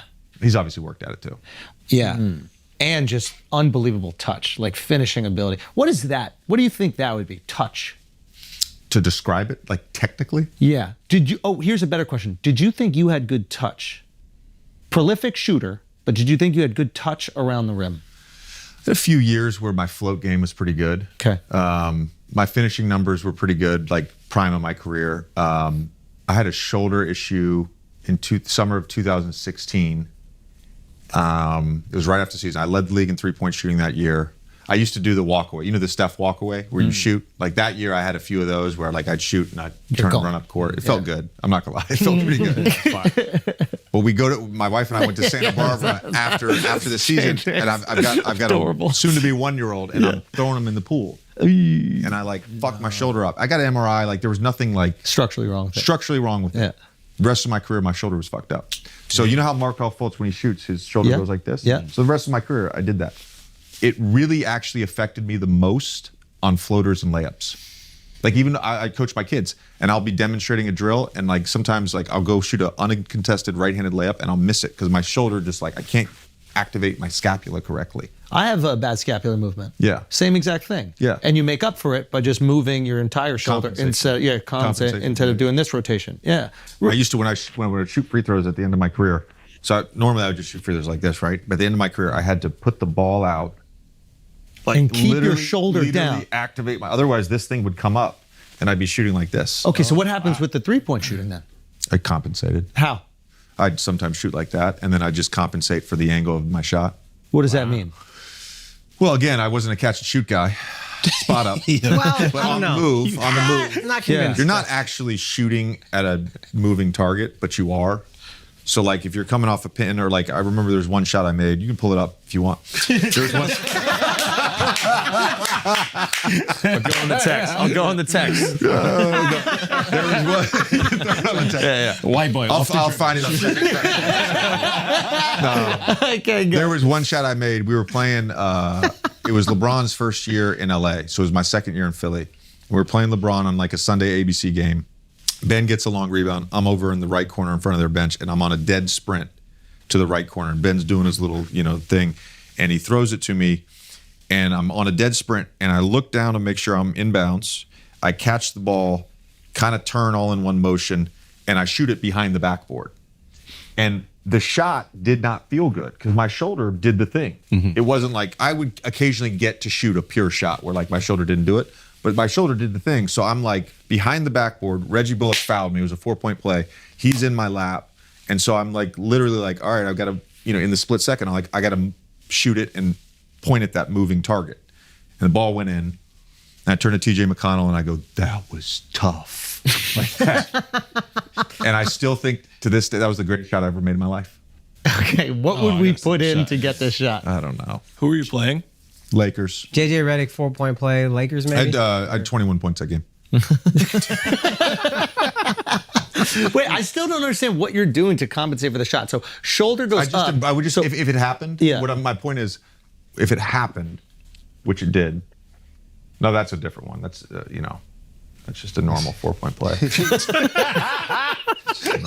Wait, here's the question. I see why they hate it. I see why they hate it. It was justified. I thought it was wrong until right now. Yo, actually, since while we're pulling this up, basketball players have crazy. Is that all basketball players that have recall like that? I've always heard LeBron can remember any play from any time in his career. I said about Photographic Bill memory. Russell too. Bill Russell. A lot of players do. A lot of players do. What do you attribute that to? So someone. Can you do this with stories when your wife tells when you? I remember a lot of shit. Really? Yeah, I remember a lot of shit. Yeah, that's it right here. Let's go. Is it right here? Oh. Simmons passed it to you. Bang. Great shot. That's ridiculous. Wait a minute. shot. Hold on. But I don't see your shoulder coming up. Go back. If you, I think you have to zoom in. Oh, look right there. It's up. It's up. Oh, It's you're up. saying you're up here Yeah. before you even bring your Yeah, arm yep, up. Yep. Yep. And then, oh, wow. I'm curious, was the team aware of this Look, injury? it's there. Oh, I'm Oh, wow, it is. Look at it. activation. I do it all the No, time. but I mean, Oh, I like, see would you it. tell Yeah, them? yeah, 'Cause it yeah. might Look how. Look at it. Look at it. Look at Yeah, it. you can see the slant. That's not how you should shoot a basketball. Yeah. But like, did you hide it because? I wouldn't hide it because I shot 43% from three. So it works. So it So helps you. it's kind of a rookie of the year situation. It's kind of the injury makes it better. Dude, rookie of the year, bro. This is brilliant. So, and why didn't you try to do more catch and shoots? Because that was actually really good. No. It seems like you're really good at it. No, Like, I when did you a just lot of catch and shoots. you I know? was a good catch and shoot player, and it's fine you say that. Yeah. I mean, The way you said it, though, I know, was like I know. spot on. I said it. Spot on. it's like he called you a said it honky. I was gonna say the recall thing. So when I first started calling games, Like when you recall when I called you a cat. yeah. When I first started calling games, I remember I had a Warriors game, and we were in the green room, and we were talking about my recall. So Raymond, who's their head of PR, Yeah. and Steve Kerr walk in, and whoever was, I think it was Ryan Rucco, but he was like, "Hey, Steve, do you have recall?" And he's like, "Oh yeah, I have recall, but yeah, I'm getting older now." Blah blah blah. And he's like, "Apparently JJ has crazy recall." So Raymond's in the room. I've called 12 Warriors games since then. Every single time he has a question for me about a specific game. So I'm like 11 for 11. No. And he comes to me on Saturday night and he's like, "What's the biggest lead your team has ever lost and to lose a game?" And I was like, "I think it was the lockout year." And he's like, "Do you remember anything about it, the opponent, the thing?" And I said, I can't. And it was the first time I didn't get Wow. it. But then once he said the game, I was like, Were you I right remember. about lockout year? It was the lockout year. It was the Boston Celtics, each one more, came off the bench, had 5 threes. Avery Bradley, just complete. We were up like 24 and we lost. Yeah, I remember the game. So what do you attribute that to? Because it seems what like a is thing a lot of maybe pro athletes, but NBA in particular have. Is that something that helps you as a pro? Like what? I just don't know where it comes from. If I could turn my brain off, I would. It's not necessarily like, it's not a good thing. Yeah. It's not a good thing. I I was think in a the lot green of- room today at First Take, and Kimberly Martin, who does NFL, I didn't even know I was doing it, and she was like, "What is going on in your brain? Like, what is that face you're making? What is going on in You're your brain?" staring at her feet. No, I was literally looking out. I was looking out the window. I was looking at the fucking East River, Right, like this. Yeah. And she's like, "What's going on in your brain?" And I had one of my friends that still plays in the NBA had said, "I want to come stay with you this summer and work on some catch and shoot stuff." And I was literally going through the drills. Wait, we were what gonna kind do. of Yeah, what did he want to work with you this summer? Like movement shooting. Oh, Not okay. spot up shooting. Oh, you can do that on its own. Okay. I want you to know I was kidding, Yeah, and yeah. I was trying to jab But you hit keep, a nerve. You keep confirming But the that. brain, you hit the a brain is nerve. just like this. So like, Yeah. The you know, it's a good thing, but Yeah. then it's like you're constantly being reminded of every like. I'll have shit, and I'll like literally some days I'll be like, "Man, that one shot." No. Game 5 against the Boston Celtics in 2018. If I make that shot, we probably win Game 5. We go back to Philly. Maybe we force a Game 7. Like How that's open my were you? brain. What? How open were you? I was wide open. Yeah, TJ McConnell drove baseline. I was on the left wing. They helped on him. We had a cut. Maybe side spin on the pass in defense, but and my shoulder did the thing. And my shoulder did the thing. And I was short. Damn. Yeah. Yeah. But do you overthink sometimes, like because you're always on, constantly like calculating? Does that ever happen in game? This is Occasionally, but no. I don't Occasionally. want to compare that, but there's a similar comic It's too thing. fast. That's the thing I love. I was gonna say it happens on the golf course. Right. It that's the happens on thing. the golf course for sure. It's all That's a thinking. static sport. Right. basketball's freedom. Yeah. It's dynamic. It's just No, it's freedom from your brain. Yeah. You need to be present every single second Yeah, of you the can't day afford because to you're step out. slow and white. So you know, you know what I mean? Like in high school, you could check out, you could think about all Yeah. these different things, but but it, no, I but remember Coach Collins, Chris Collins, came to a high school game my Okay. junior year. I Okay. committed to Duke at this point. Came to a game, and I had 28 points, 12 rebounds. Recall, dude. And he Great. called me after the game. We played Salem, and he called me after the game, and he's like, "Bro, I was so disappointed in your performance tonight. There were so many possessions that you took off." So your point, yeah, in high school it was It was too I easy. could go get 28 and 12 and just. but be the like, league is whatever. perfect for you. Because for, what is it, an hour a night, 2 hours a night, Yeah. your brain actually shuts off. Yeah. I think people feel that way about like surfing, definitely paddle, boxing. As a comic, crowd work. Comic. I have a similar. My brain doesn't shut off. It's not always a good thing. I can't sleep a lot. My brain is just going. Yeah. going. But part of the reason I think I'm good at crowd work is my brain just gets to listen and react. I don't have any time to overthink anything. What do you say? What's a clever response? That's it. So First take is like that for me. yeah, Gotta stay in the moment. It's live. Yeah, it's live. Yeah. You're just in the moment. I remember Calling games is like that too. Oh, yeah. Calling games for Yeah. sure. Calling games is the hardest thing. Yeah. It's the Wait, hardest it's the thing. hardest. Imagine. Why? It's because like even first take, you have the topics ahead of time. You can prepare. I learned my first year. I was like, I got to be on every production call. So I every time I'm on first take, I get on the production call at 7:30 in the morning, do the production call, then take my kids to school, come back home, get ready, go. So I know ahead of time exactly what we're going to talk about. Now sometimes Mad Dog may say something, Stephen A may say something that you react to in real time, but you're prepared. A game, I don't know what's going to happen in a game. And I've got to talk about it in a way that's not repetitive or redundant. It's not like, okay, I know Jokic is going to get post-ups. Well, I can't just keep saying he's posting up. So you have to think like on the fly all the time about what's happening and how you want to say it. Plus, I've worked a lot of 3-person booths. So last year, this year, I worked a lot with RJ. Now I'm working with Doris and Mike. And that is a challenge. It's versus more of a two, challenge? 2-person booth. Really? because probably there's less time to talk. You have to do everything quicker. Like explaining things that could take. You have unlimited time here. The game is so fast Basketball, now, there's- too. yeah. The game is like, it's not the NFL. It's not baseball, Yeah. where there's 15 seconds between a pitch. Or NFL, where you have 2 different replays Dude, I remember- after every single play. Real quick, Right? what are they saying your responsibility is in the booth? To celebrate the game. So- it's about the game. But they're not saying that you have to do play-by-play.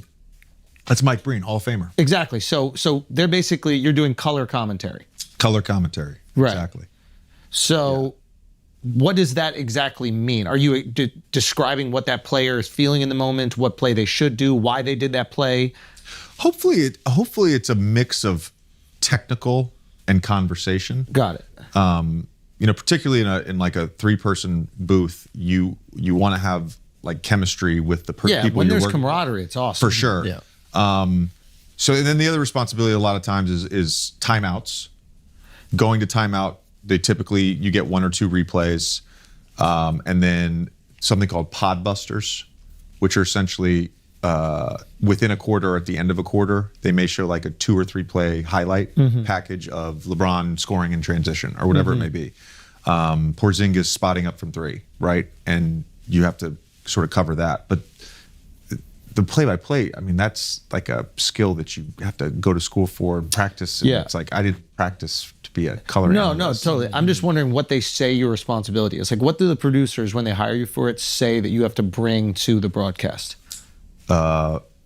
My insight to basketball. Got it. Yeah. Got it. Yeah.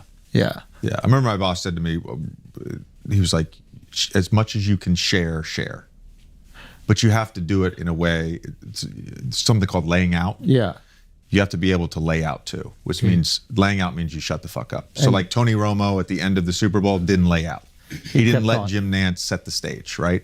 Yeah. So apparently, I heard a few people talking about this. It's a game-winning play in the Super Bowl. The announcer makes one line, and then you just let the crowd speak. Yes. The noise. This is and Tony Romo and started talking. even after a big moment. So that was the one piece of advice I got. So I never called a game.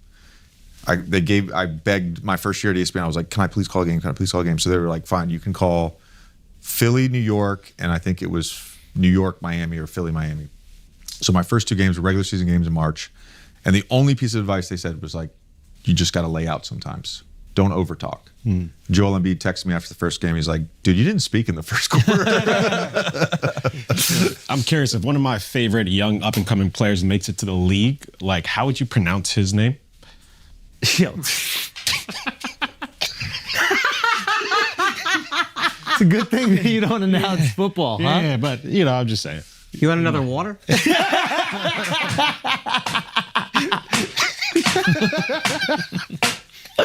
Did you see this guy? Did you see this story? I know.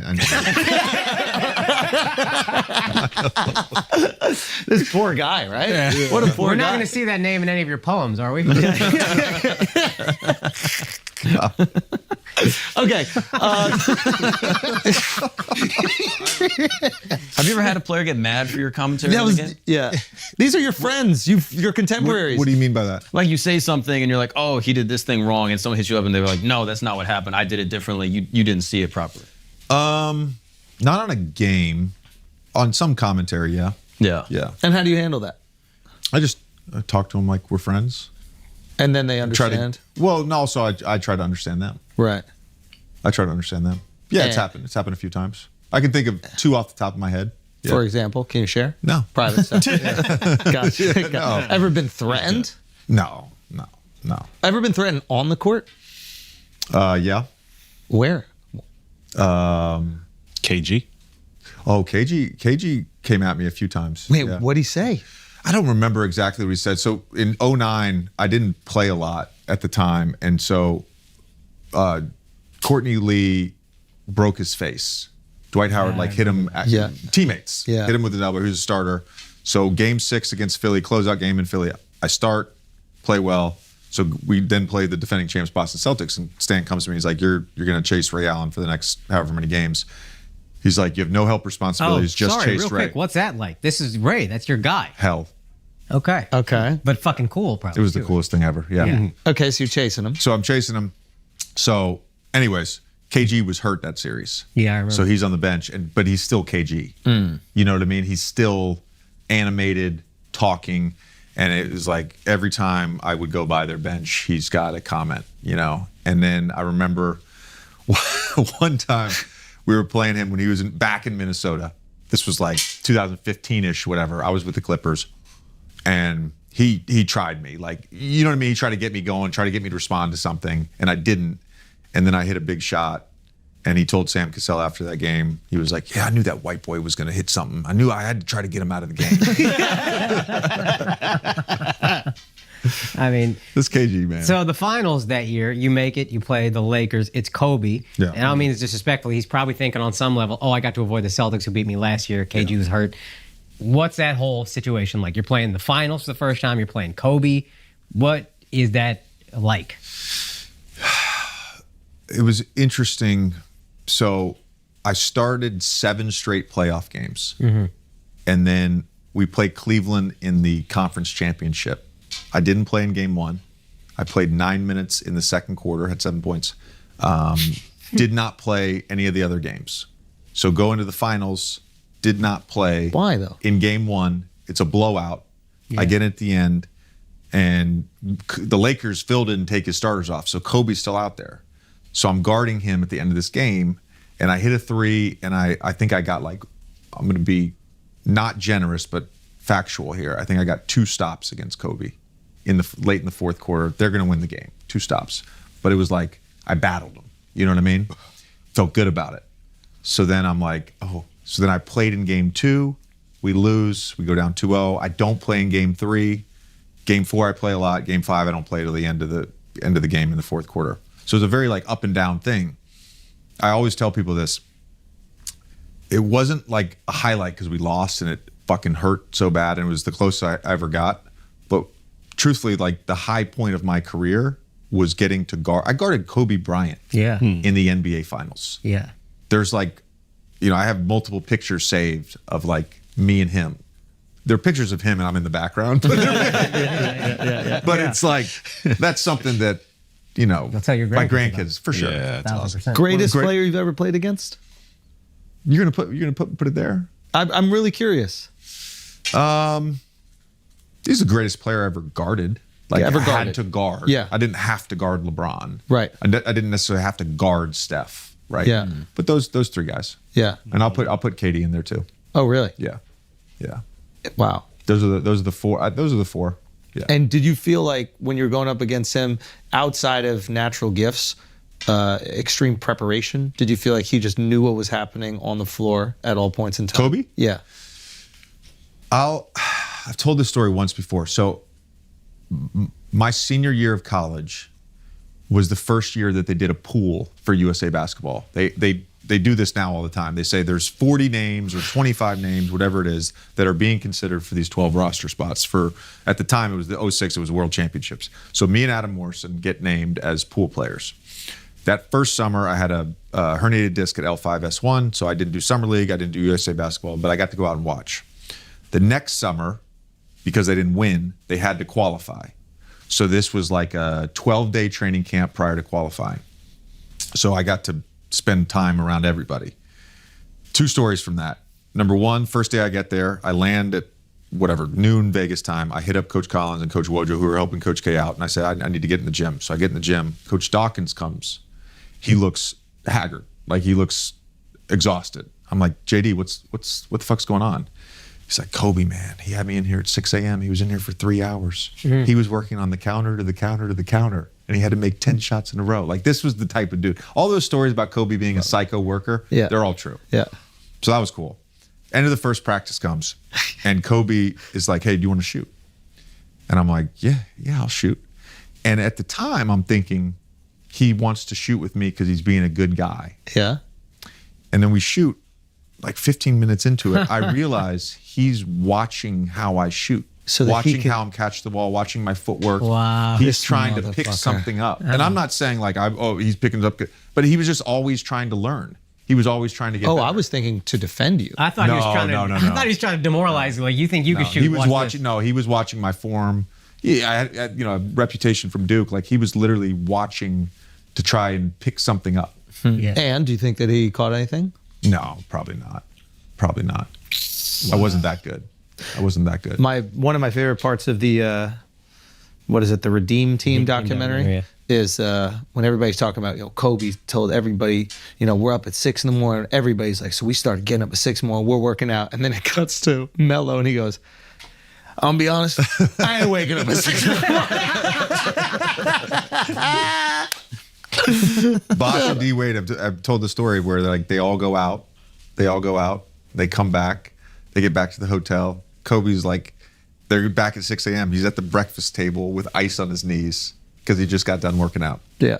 This is fucking psycho shit, man. Are there any people that can excel in the NBA at that level without an extreme work ethic? No. You just can't do it. No. Right? No. So explain Braun and I were talking about this on episode 1 of our show, Mind the Game. Also, if you haven't watched the game, let me plug. It literally is because if you haven't watched it, it is the best podcast out right now. If you are a casual fan of basketball, you will be obsessed. And if you're obsessed with basketball, forget this is everything you want. They're not trying to water down the game.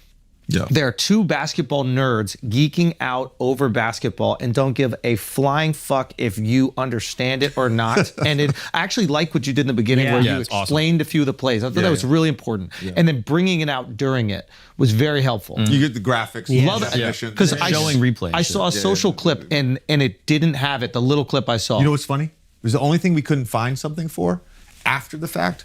We found it on WNBA and we found it in college basketball.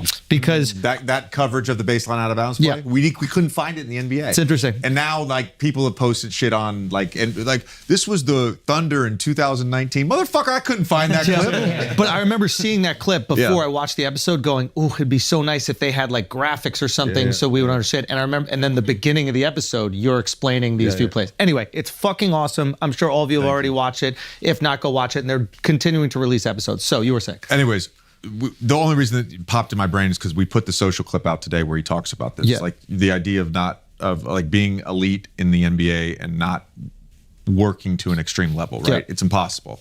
And the thing he says, which I laughed at and I think it's hilarious, is he said, what does discipline mean? Discipline means you sacrifice loved ones. Yo, that was crazy. And it's like, it's actually. I thought what you said was great too, which is you're like, I've said to my wife and family, this is a selfish endeavor. I had so much guilt over that. And my wife, I'm traveling all season. Yeah. I'm traveling all season, right? We have 41 road games, playoffs. I'm locked in. There was a time I had to guard James Harden a lot when I played for the Clippers and he was on the Rockets, and we had a Sunday ABC game, and her family was in town, her parents and her aunt, and we went to this little Mexican place in Manhattan Beach, and I was fucking zoned out. Yeah, of course. Kimberly Martin in the green room today. I was zoned out thinking about what am I doing with my footwork when James goes to this move, right? I'm thinking about this shit. We get home, Chelsea's like, where the fuck were you at dinner? And I was like, I'm literally thinking about guarding James Harden tomorrow. I'm sorry, I couldn't be there. So not only when I was in season, when I wasn't like on the road, I wasn't there all the time, right? And so I had this tremendous sense of guilt. And I found this quote about, striving for greatness is the stupidest thing, but it wasn't the quote, but it's like, that is a selfish pursuit. Yeah. And I had to like accept it and live with it. Yep. Yeah. And sucks. the people that love you also have to accept it. Yeah. And Chelsea has. Thank God. Yeah. Thank God. It is, but it's a good perspective to have because it's very easy to like flip it and frame it as, hey, I'm a provider and that's all I do. And it's like, no. We do this for ourselves too. Yeah. And the people that love us understand that it, feeds our souls as well. And we also happen to provide a pretty awesome life and that's great. People benefit. But once you got that 23 million from the 76ers, you could have taken off a little bit, but you're like, fuck it, send me to Dallas. This is my problem in life. Yeah. It's a good thing and a bad thing. Okay. So I was very routine oriented, and it wasn't just the routine of like, oh, this is how I'm going to put my socks on. I meant the work. The work was very routine. And so what happened throughout my career is this is my baseline level of work. And once it became manageable, this is my baseline level of work. And once it became manageable, this is my baseline. And the same fucking thing is happening right now. I can see it. In media. You got 3 podcasts. It's like, You're on ESPN. like last year I added a second show on Monday, right? I started calling games full time. It was a little bit of a trip. And then I got to the point I was like, okay, I figured out how to manage this. And all of a sudden it's like, all right, well, let's do a LeBron show. Yeah. Yeah. And it's I don't think there's anything beyond this for me. I don't know if I could add anything else. It. But at the same time, you're filling your plate. I imagine you're not the guy who's just going to be able to sit back, relax, and sip a mint julep. You need a cook. All right, guys, we're going to take a break real quick because we got to talk about the world's largest smart wallet brand right here, this bad boy, Extra. That's ours. It's a flagrant extra that they made that they sold out of, but obviously that's the one we use. This is an innovative solution designed to improve everything about your wallet. First of all, it has 2 key tracker features. That means it's trackable worldwide. That means if you lose your wallet all the time like me, or if somebody steals it, you can track it. It's also voice activated, so if you lose your wallet in the house, just call that shit. It works with Google Home, it works with Alexa, it works with Siri, it works with everything. And most importantly, if you travel a lot, these wallets offer RFID protection. It happens. I don't know how, they don't even need your wallet anymore. They just, boop, they take all your information. This offers RFID protection, which basically means it protects you against identity theft, against skimming, and because it's flagrant, we're offering you up to 25% off site-wide with the code FLAGRANT at shopextra.com. So check out all of these. Also right here, I didn't even get to this. This is the best part. You need your cards. You don't got to dig it. Look at that. Boom. Everything pops up right there. See that? All the cards right there. So check out these wallets and more at shop.extra.com/flagrant. This is the flagrant wallet. This is the one. This one's not available anymore. This is the one you guys could get right there. You see that? Boom. Same features, everything. Shop.extra.com/flagrant and get up to 25% off site-wide with the code FLAGRANT at shop.extra.com/flagrant. Love you guys. Let's get back to the show. All right, guys, we're going to take a break for a second because some of you guys have a bad habit and you need to quit it, okay? You're going to give yourself lung cancer, emphysema, heart disease, God knows what else. But instead of quitting cold turkey, here's your solution. It's Fume. It's right here. Fume. It's not about giving up. It's about switching up. Fume takes your habit and simply makes it a better, healthier, and a whole lot more enjoyable. This right here is Fume, okay? Innovative, award-winning flavor air device that does just that. Instead of the vapor that's going to give you all that nasty stuff, Fume uses flavored air. And instead of electronics, Fume is completely natural. And instead of harmful chemicals, Fume uses delicious flavors. I go with the mint. It's plain and simple, nice and cooling, refreshing. You take the drag. It's also got this beautiful little fidget spinner right here. It is perfect for what our generation needs, which is constant distraction and constant calm. Plus, Fume just released a magnetic stand for your Fume, so there's no more losing it around the house. It is built with fidgeting in mind. You can spin your Fume around. Now, Start off your year right with a good habit by going to tryfume.com/flagrant and getting the journey pack today. Fume is giving listeners of this show 10% off when they use our code flagrant to help make starting the good habit that much easier. Try Fume. Let's get back to the show. Oh, yeah. On that note, I want to tell you this while we're on air. I'm not being hyperbolic. I think you are truly changing the way basketball is analyzed. I think a lot of it before was guys kind of like me who are not really athletic, just saying things.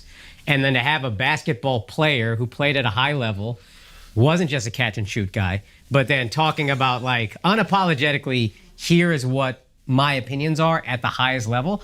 I think it sets a precedent now for what this starts to become, basketball analysis, maybe sports analysis. And I'm not being hyperbolic. I really think you are changing the trajectory of what a sports analyst is. That's really interesting because before, maybe the basketball guys weren't skilled at the analysis part and then just speaking on camera part. Yeah, the communication part. Yeah, the communication part is hard. It's an art also, right? And people are doing that, dedicating their whole lives to do it. But now you have an expectation where not only should you be able to communicate effectively, you better have also played the game. Yeah.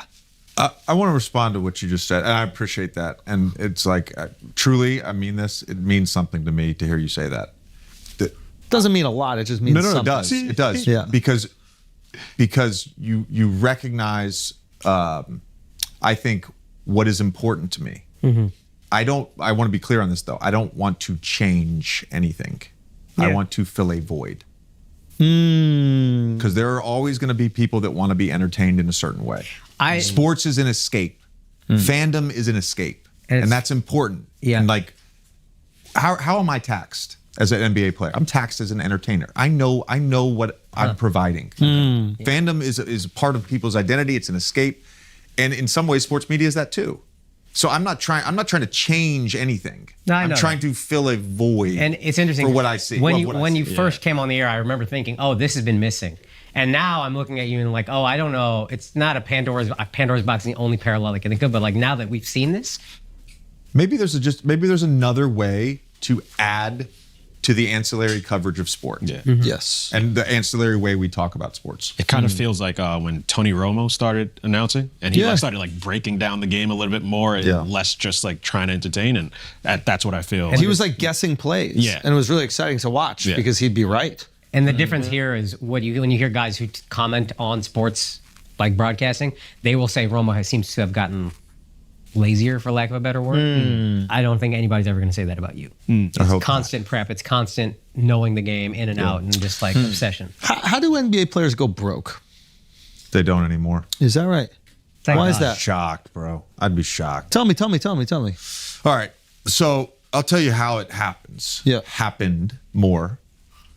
So I don't know what the average, but during my career, the average NBA career was like 4.5 years, roughly. Okay. So if you play 4.5 years, that means you're not getting to a real second contract. You're likely making $750, 1.2, 1.5. Maybe you get an exception, 2.9. Okay. So you've made $8 million over 4.5 years. Let's call it you made $10 million over 5 years. All right. You've got $5 million to spend. You're in the NBA, you're going to get a nice car, you're probably going to buy a nice house, but you're going to take care of your parents. Before you spend another dollar, you're like, you got to pay your agent. Right. So you're not how is that supposed to last you the rest of your life? There were guys that I played with that I felt at the time, oh, you played 10 years and you made $35 million. All right, do the math on that. Add in the spending. That's how it happens. Like my financial advisor, he told me that from day one. I'm like, it's all about spending. It's not all about the intake. It's the outtake too. It's what you go spend money on, right?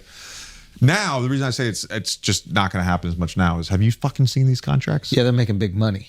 Yeah. Even the rookies? What's a rookie contract? They changed the rookie scale. Okay. They changed the rookie scale. So like my rookie contract was 4 years, 8.9. Which was, I mean, I was broke. We did not have money. That was a shitload of money, right? Very grateful for every dollar I made. The 11th pick now, I don't know the exact number. He's probably making 20. Okay, so even with for reference, most of my career, the mid-level exception was around $5 million a year. And now? Which was like, you're a rotation player. Yeah. What is it now? The average It's 12 and a half. So So a max contract. Think about it, coming out of the lockout. There were a few guys that were on their rookie deals that went and signed a max contract, right? And it was like 4 years, 58. Vince Carter and Chauncey Billups, when you're signed max contracts, 4 years, 64. Jaylen Brown just signed a max contract, 5 years, $304 million. Jeez. There's a difference. Wow. There's a Okay. difference. So even those guys that are just getting that rookie deal are probably making life-changing money. Zion Williamson, number one pick. He's going to make he made $44 million on his rookie deal. On 4 his years. rookie. Wow. Yeah. And if you get to that second contract, forget it. Yeah. But Yeah. it was your third or your fourth that where you actually really made money? I did. You pocket watching here? Yeah. Son, I got the notes. Because I know about the big... The Philly deal. The yeah. Philly deal was... So I did a 3-year deal with Chicago that was good money. I did a 4-year deal with LA that was good money. Those were both around like 6 or 7 a year. Yeah. You know, and But then the- Philly, and then I did another 1-year deal with Philly, and then I did a 2-year deal with New Orleans. What did you get for yourself when you did the when you got that Philly deal? Because I know that's a nice, real special thing. You had to get yourself So it's something interesting. nice. That was 2017. Yeah. For like 5 years, I was obsessed with vintage watches. Ooh. Obsessed. Okay. Like I'm an obsessive deep diver person. No. Yeah. So I collected whatever. At one point I was like, am I a dealer? Am I a watch dealer? Is that my Okay, what'd you get yourself? So I'm gonna tell you. So 2017, my parents were fucking stressed to the nines. They had been retired for a few years, but like not enjoying it. So I called them up to New York. I had I'm one of 5. We had all the siblings come in. And we're basically like, pick a city where you have grandkids. So you can live in New York, you can live in Denver, you can live in Raleigh, but you got to pick a city. I'm going to buy you a house, and I'm going to, you know, Take care of it. yeah, I'm going to take care of you, take care of it. So that's essentially what I did with, not all the money. Like, Man, I that thought was you were my- going to tell us a watch story. Didn't you sell the watches that- to get that? That's not. I didn't have a car. I didn't have a car when I moved to New York. Yeah. because I had like a deal where I had a free Tahoe. So I had this Tahoe, and I moved to New York. I'm not gonna have a Tahoe in New York. Yeah. So I gave it back to the dealership in LA, and I get to New York, and I'm like, "What's the cheapest nice car I can lease?" This was after I signed my deal. Okay. So I've got to get a Range Rover Sport. So I'm driving that to games nice or car. whatever. The You're driving to Philly. I forgot you lived the, in New the York. valet guys at the arena, you know, Ben's pulling up in his shit. Joel, think you're driving your Joel wife's doesn't car. have a license, but everybody's got like nice cars. And I remember them saying to me like, "Why don't you have a nice car?" And I'm like, "It's a Range Rover Sport. It's a nice car, man." What am I- How did you not let the money affect your desire to be great? Like, have you seen that with guys where they make that first check and they go, let me coast a little bit. I found a great quote at one point in my life. It's so corny. I'm gonna say it anyways.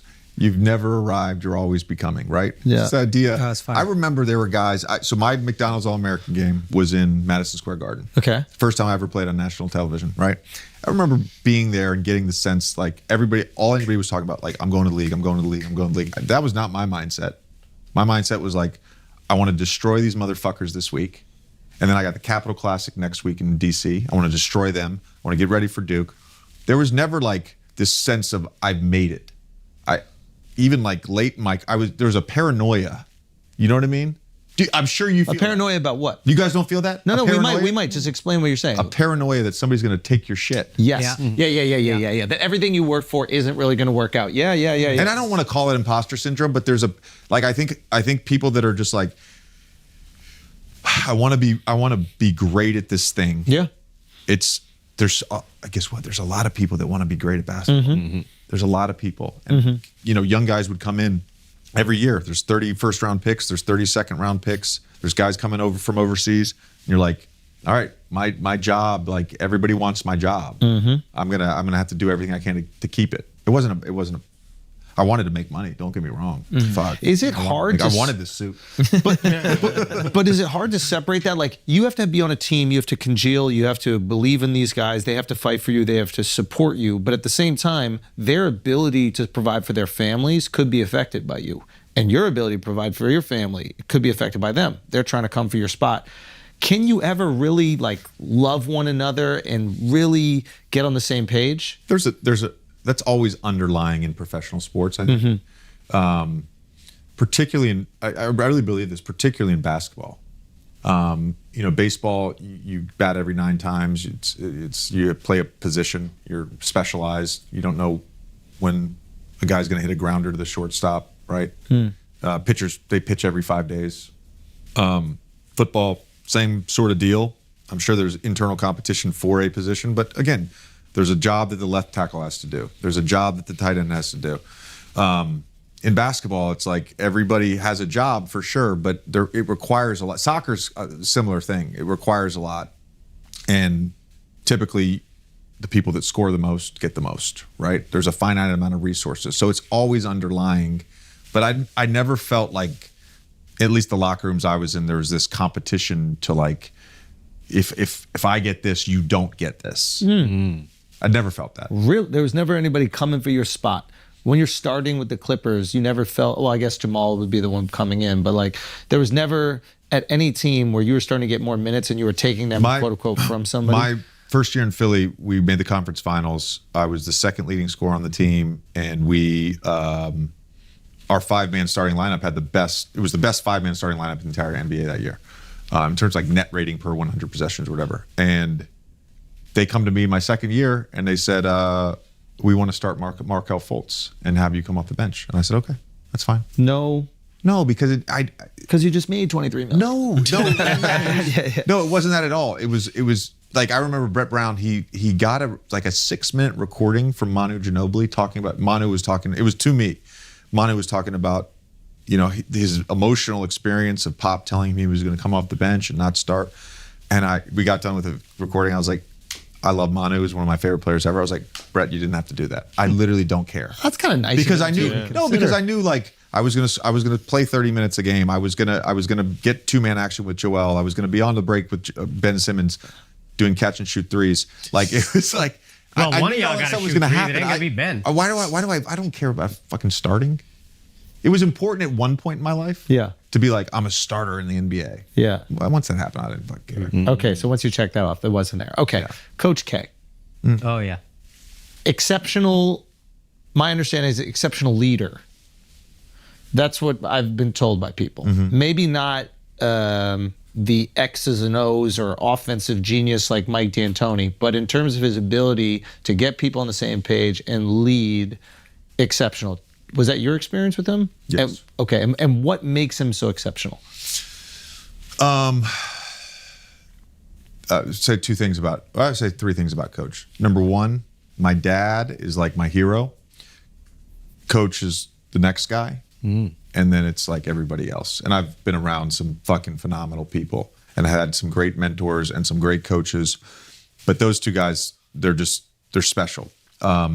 Second thing is, I never saw him have a bad day. Did he make mistakes? Sure. He made mistakes, like a substitution or a game plan. Like he made mistakes. But he put every single thing into every day. Wright Thompson wrote this article on him during his last season. It's this notion like Coach would light himself on fire. And we all saw that. We all saw that. We get back from Blacksburg, Virginia after a loss, and we have a 2-hour meeting at 3 a.m. in the morning and come to practice the next day. Coach was in here at 6 a.m. watching film. He went home, showered, said hi to Mickey, said hi to his dogs, came back. Like he was fully invested at all times. It was an incredible lesson to learn when you're 19 years old, what that looks like. And I got to see it.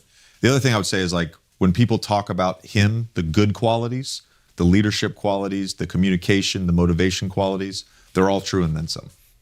Like they're all true. And how would he motivate you? Did he lock in specifically to a part of your personality and coach you in a unique way?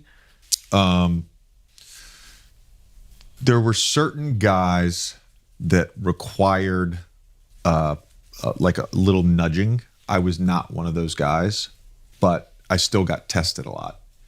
And sometimes it was just like a word.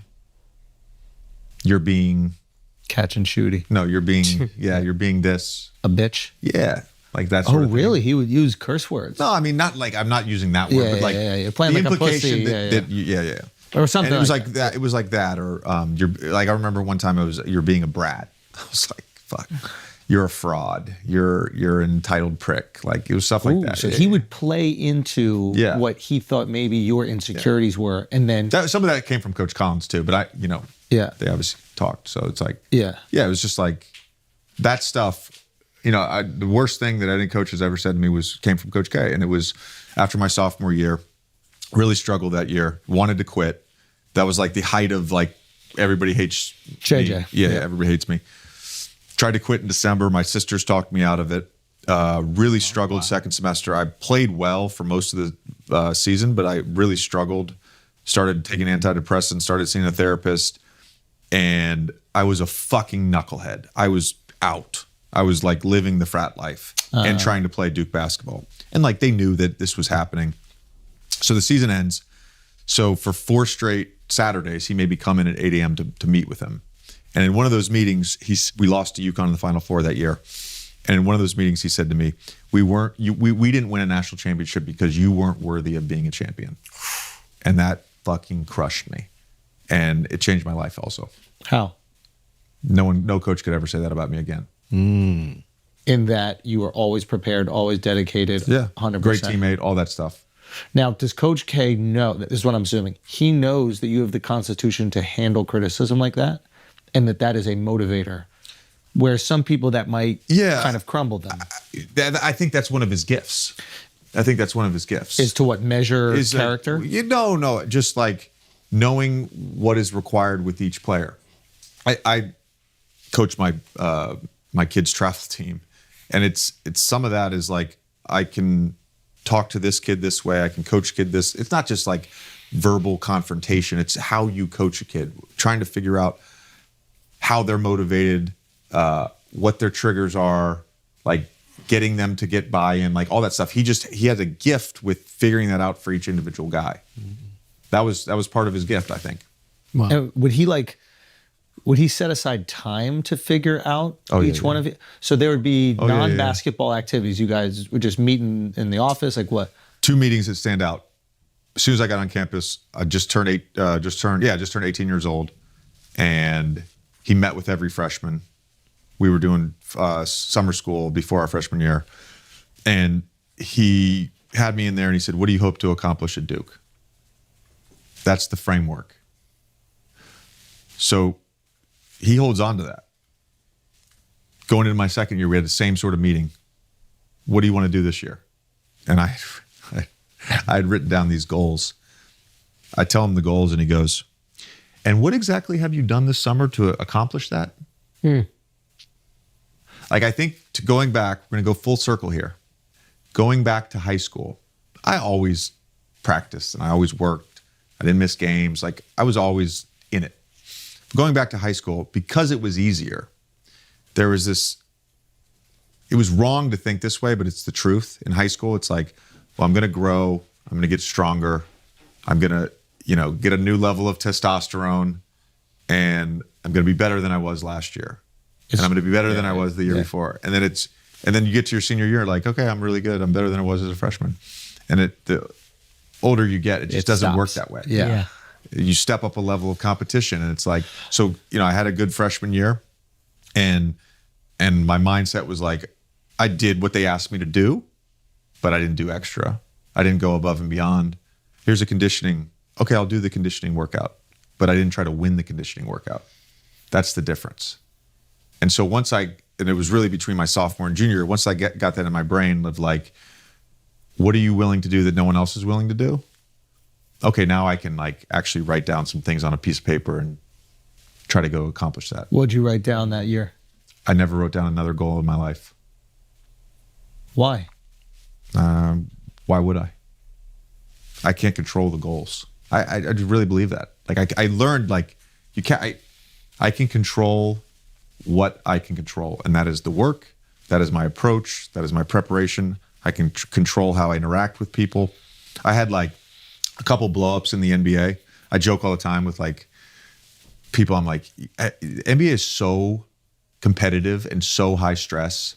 Everybody should be allowed 2 blow-ups a year. You know what I mean? Yeah, what were your blow-ups? So like, I just remember like a couple of them. There was one that I had in Milwaukee. and one that I had in my last year with the Clippers. And both were with coaches, honestly. I don't think I ever had a blow up with a teammate. I certainly, like, certain teammates, we would be direct with each other. Yeah. But it was never like a blow up. Right. To coach in Milwaukee, I was guarding Ben Gordon, and they were running a dribble handoff on one side, and the big would dribble handoff with him, and he turned the corner, and it's Ben Gordon. I can't go underneath the dribble handoff because he's just going to he shoot a can three. ball, yeah. He's got insane shooter. So I would chase over the top, and obviously I'm chasing, so I'm behind him now. The big wasn't providing help, and he scored a couple times on floaters.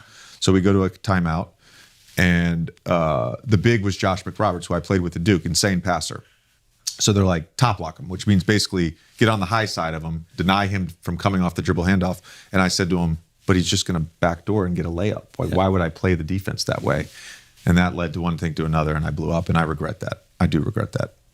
And then Brendan O'Connor, who's he's one of my favorite coaches I've ever had, we tried to implement a defensive coverage against the Pistons mid-game that we'd never practiced before. Yeah. And we went over it in film afterwards. It didn't work in the game. It's actually a good concept. We just never practiced it. And so I was kind of like, when you're unsure in the NBA on coverage, you're going to get fucked. Yeah. You're like, the split second you hesitate, you're done. Yeah. So we talked about it in the film session the next day, and I like pushed back a little bit on the coverage, and one thing led to another. And then he said to me, just shut the fuck up and do your job. Whoa. And that was very hurtful to me because I'm like, that's all I do is my job. Yeah. And I went ballistic. I blacked out. I don't know what I said. And I went and sat on the bus while everybody else shot around for 30 minutes. No way. Yeah. And have you spoken to the coaches since? Well, Jim, I never really came across again. I would always be friendly with him. Yeah. That was Jim Boyan, not the coach from Chicago, but Jim, who was the older guy. He ended up going to Cleveland with T. Lou. Yeah. It was fine. Things happen. It's all good. Brendan O'Connor, every time I see him, we joke about it. About it. Oh, yeah. He calls me Bubs because I called everybody Bubs because of white chocolate. Yeah. Yeah, Jason Williams is the man, dude. Who's the best player leader that you played with? Someone that in the locker room congealed the whole group, where you were like, I'll fucking go through a brick wall for this guy. So CP was a great leader. Really? He had a very direct style of I leadership. thought everybody hates him. No, he had a very direct style of leadership. Okay. And so that was That's a nice. He way to does say have that rep. Yeah. That people don't like playing with him and hate it. Honestly, probably the two best guys, and they were very influential for me for how they led, was early in my career. I had Rashard Lewis and I had Jameer Nelson, and those guys for me were like the best. And what did they do that inspired you? Jameer was a connector. So Jameer was big on like team dinners. He would have everybody to Philly for a week. He would set up paintball. He would set up a Phillies game. We did batting practice with the Phillies. Awesome. Like, he was just like a connector. So it was that idea of like, we're on a team, let's be friends. Yeah. Like, I think it's a very simple thing, and But we it's all important. had that probably in high school. But Yeah. you don't necessarily have that in the NBA. Yeah. And professional sports. So like, he was like a connector. Rashard, it's funny because I talked with Ray about this on the podcast, but like Rashard learned how to work from Ray. I learned how to work from Rashard. I'll never forget, like Rashard Lewis, first day he shows up after he signs his, at the time, the biggest contract in the NBA. 100 million, I thought it 7 was years, something like that. 6 years to 123 million. It was 120. Keep pocket watching. Yeah. We got it. We got it. It's the only thing we can do. No, Yeah. but he I'll never forget, like I'd been around the league 1 year, and he had that mentality that I talked about, like where it's like, it's not like I didn't arrive, I didn't make it. I still got to do the work. Yeah. And I'm watching him work out, and he's like hour and a half, full lather, working on every single part of his game. Comes back the next day, does it again. And that's how he was the whole time I was his teammate. It was like a consistency to him. And I think the best leaders are consistent. Consistent. Yeah. The same guy every day. Best compliment I ever got as an NBA player. And I really mean this. Philly, my second year there, Philly wrote an article about, I don't remember the angle of the article, but there was a quote in there from Jimmy. And he was like, I love being JJ's teammate because he's the same guy every day. And I was like, fuck, Yes. That's dope. And That's an awesome. incredibly chaotic environment like the NBA, having that consistency is probably amazing. Yeah. You don't know if you're getting traded. You don't know if you're getting minutes. You don't know the defense are throwing at you. But there's a guy every single day is going to show up and get to work. And that's probably helpful for coach, too. Yeah. Jimmy Butler, what makes him different? He was like not a highly drafted player, second round, I want to say, and now he's. What makes him different? I mean, watching just his mentality seems different than everyone else's. He has a constant chip on his shoulder, and he's incredibly intelligent, and he has a real like belief in self. Mm-hmm. He has a real belief in self. Yeah. It's like unbreakable. Yeah. It's unbreakable. Yeah. Yeah. You mentioned you regret blowing up on those two coaches. Do you regret the little blow up you had with Doc? I regret the tone. But not anything you said. No, what I said, I mean,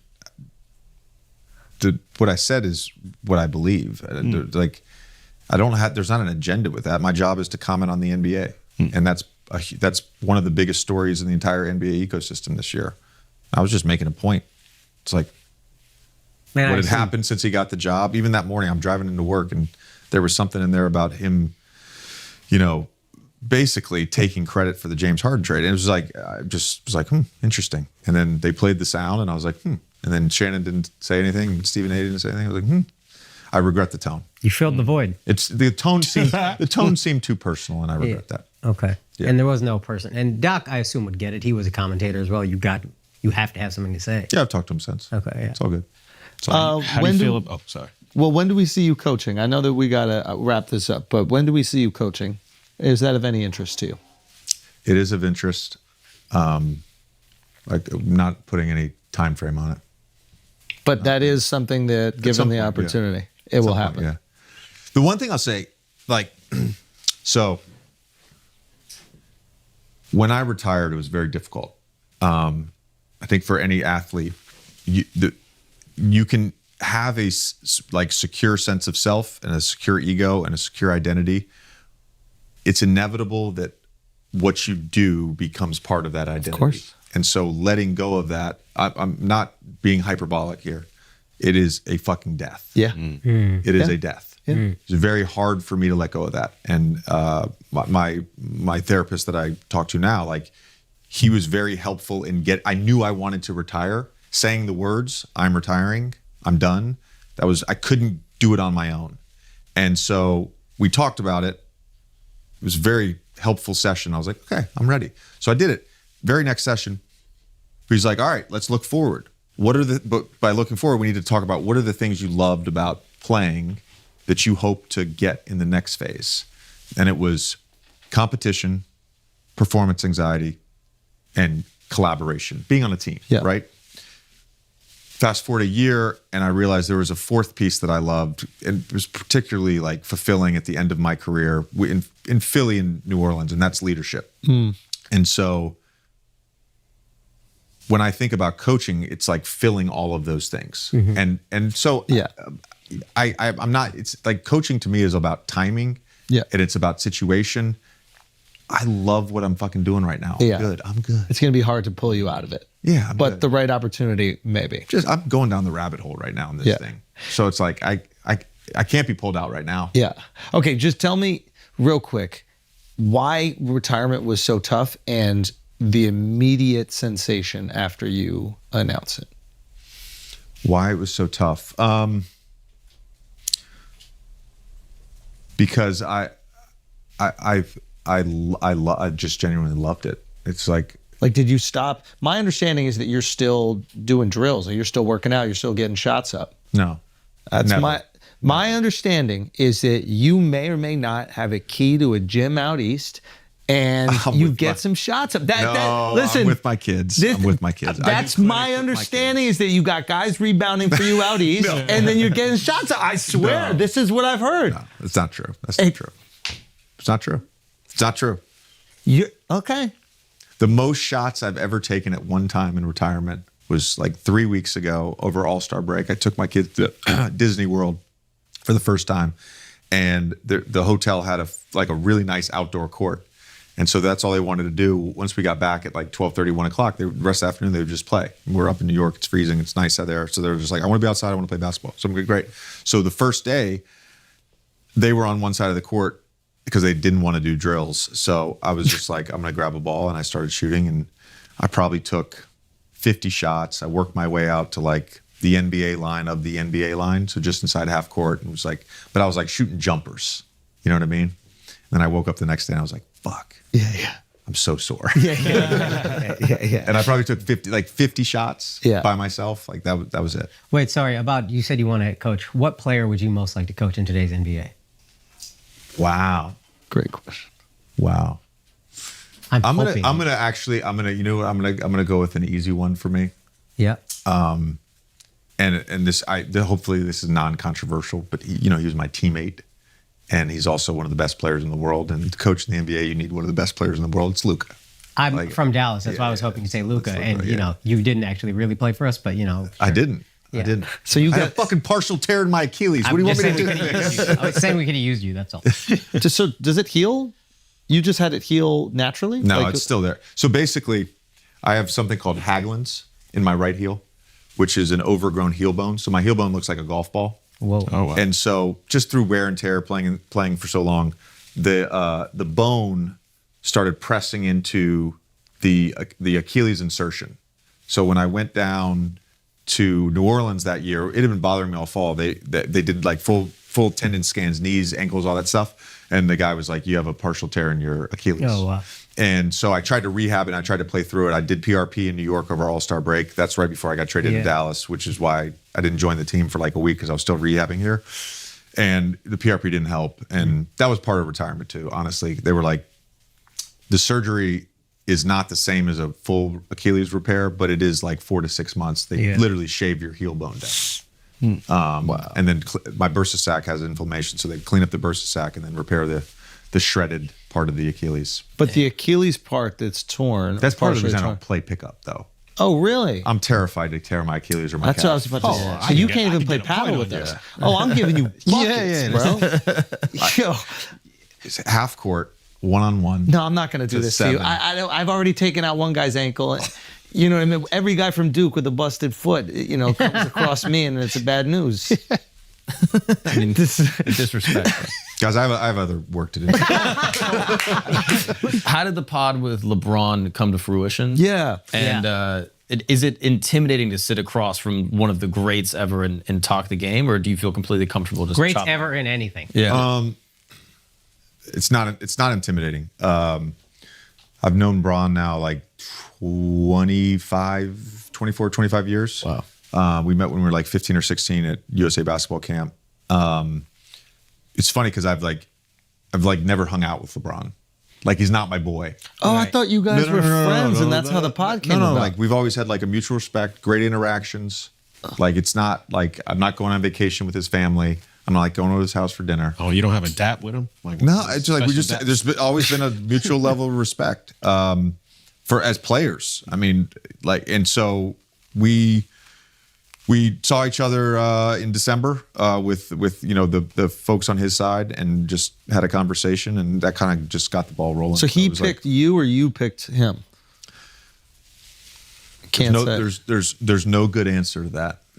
Really? Seems like there's a great answer. Okay, so this thing comes together.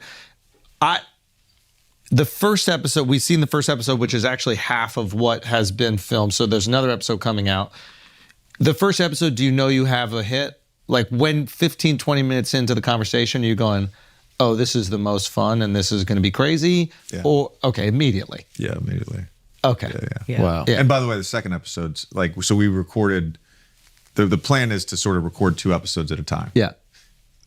The second part of the conversation was the part where like you're in the room and you're like floating Oh, because wow. it's so pure. Flow You know what I state, mean? Yeah. Yeah. And it's funny, Jason Gallagher, who's our head of production and has been with us since day one on The Old Man and the Three, since we started this company. He's listened to fucking, I don't even know now, 220 episodes of The Old Man and the Three, plus all the shit we do for DraftKings. He's been in every conversation. And he texted me afterwards and he's like, dude, he's like, I was floating today. That's the best shit we've ever recorded. It was amazing. And I'm like, No, it's fire. Yeah, I was like, So by the time this is out, episode 2 will most likely be out. yeah, it'll, yeah. And you listen on all listening platforms, but I would watch the YouTube video. That's what YouTube I've been video, doing. I think, is the most instructive. Yeah. I think you need to see the graphics to understand what you guys are talking about. And I like how you're not watering it down. Yeah. I love that. Like, raise the level of intellect of the audience. Yeah. Is there You know? anything that surprised you hanging with him? Like you guys hadn't hung out a ton before, but now you guys are face to face talking about the game. Is there anything that surprised you about the way Well, I he had the dinner with him in dissects it? December. Is there anything the way he dissects the game that surprised you? No, nothing surprised me. I think what is interesting is, you know, we typically have seen LeBron in a press conference, right, when he's talking. And to get him in that setting, it's just like he's awesome. Like he's awesome at it. Yeah, you're He's both. awesome at it. Yeah. I think He's you're awesome. both excellent, and yeah, it's you guys don't have to explain yourself. When you talk to us about basketball, you have to. It's the same thing if we're going to talk like comedy to anybody. Like we have to kind of dumb down what we're saying. You're talking to someone who knows exactly what you're talking about, probably specific plays. You can reference a play of his from some playoff game that you are watching, and he knows the exact play. There's way less fluff, and it's really. I think you're going to see a lot more of this in not just basketball, but all avenues. Change the trajectory. Yeah. Yeah. By the way, there's nothing wrong with the sugar. I want to be like I was Yeah. talking about it earlier. There's nothing wrong with the sugar. There's absolutely nothing wrong with that. I'm not against the sugar. I like sugar too. I'm on Twitter. Like Yeah. I like the sugar. The sugar's fun sometimes. But this The sugar's is fun sugar sometimes. for people who love Sometimes- basketball. Sometimes too much sugar becomes toxic. Right. Well said. Yeah. What are we talking about now? Just Talking about substance. Commentators that are super entertaining. guys who are sports analysts, like I'm a sports analyst, where you're just kind of watching and just saying things. But there's nothing, again. But that's awesome too. Like they're entertaining. You so need both. fun. Like you look at a guy. they're it's amazing. I work with Stephen A. I was He's about to say, fucking he's amazing. incredible. He's amazing. And you want that. I want that. Sometimes I just want to hear crazy hot takes. They might be true. They might not be true. Who gives a fuck? I enjoy that as well. But there is a time and place when you see people who are obsessed with a thing. It doesn't have to be basketball. It can be two nerds talking about robots. But they're obsessed with the thing and they're just talking to each other about that thing and they don't care who's listening. And that's what it feels like. It doesn't feel like you guys care who's listening. And because of that, I want to listen. yeah. Yeah. You know what I mean? Yeah. I don't know exactly what you're saying. Are you going to try to bait him into the GOAT talk about himself?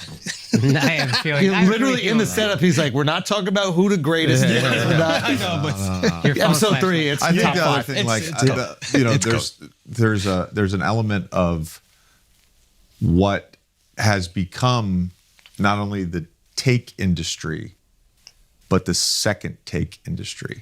Everybody's chasing. No. Meaning like the reaction to the take. Oh, it's all That's like, and then there's the reaction to the reaction. Bro, that's all YouTube is like, becoming. I don't want this to be reactionary. I certainly will react to what's happening on the basketball court. Yeah. But it's not. Your phone flash. Sorry. You want to be. reactionary. It will be reacted to. Yeah. But you want to create the source.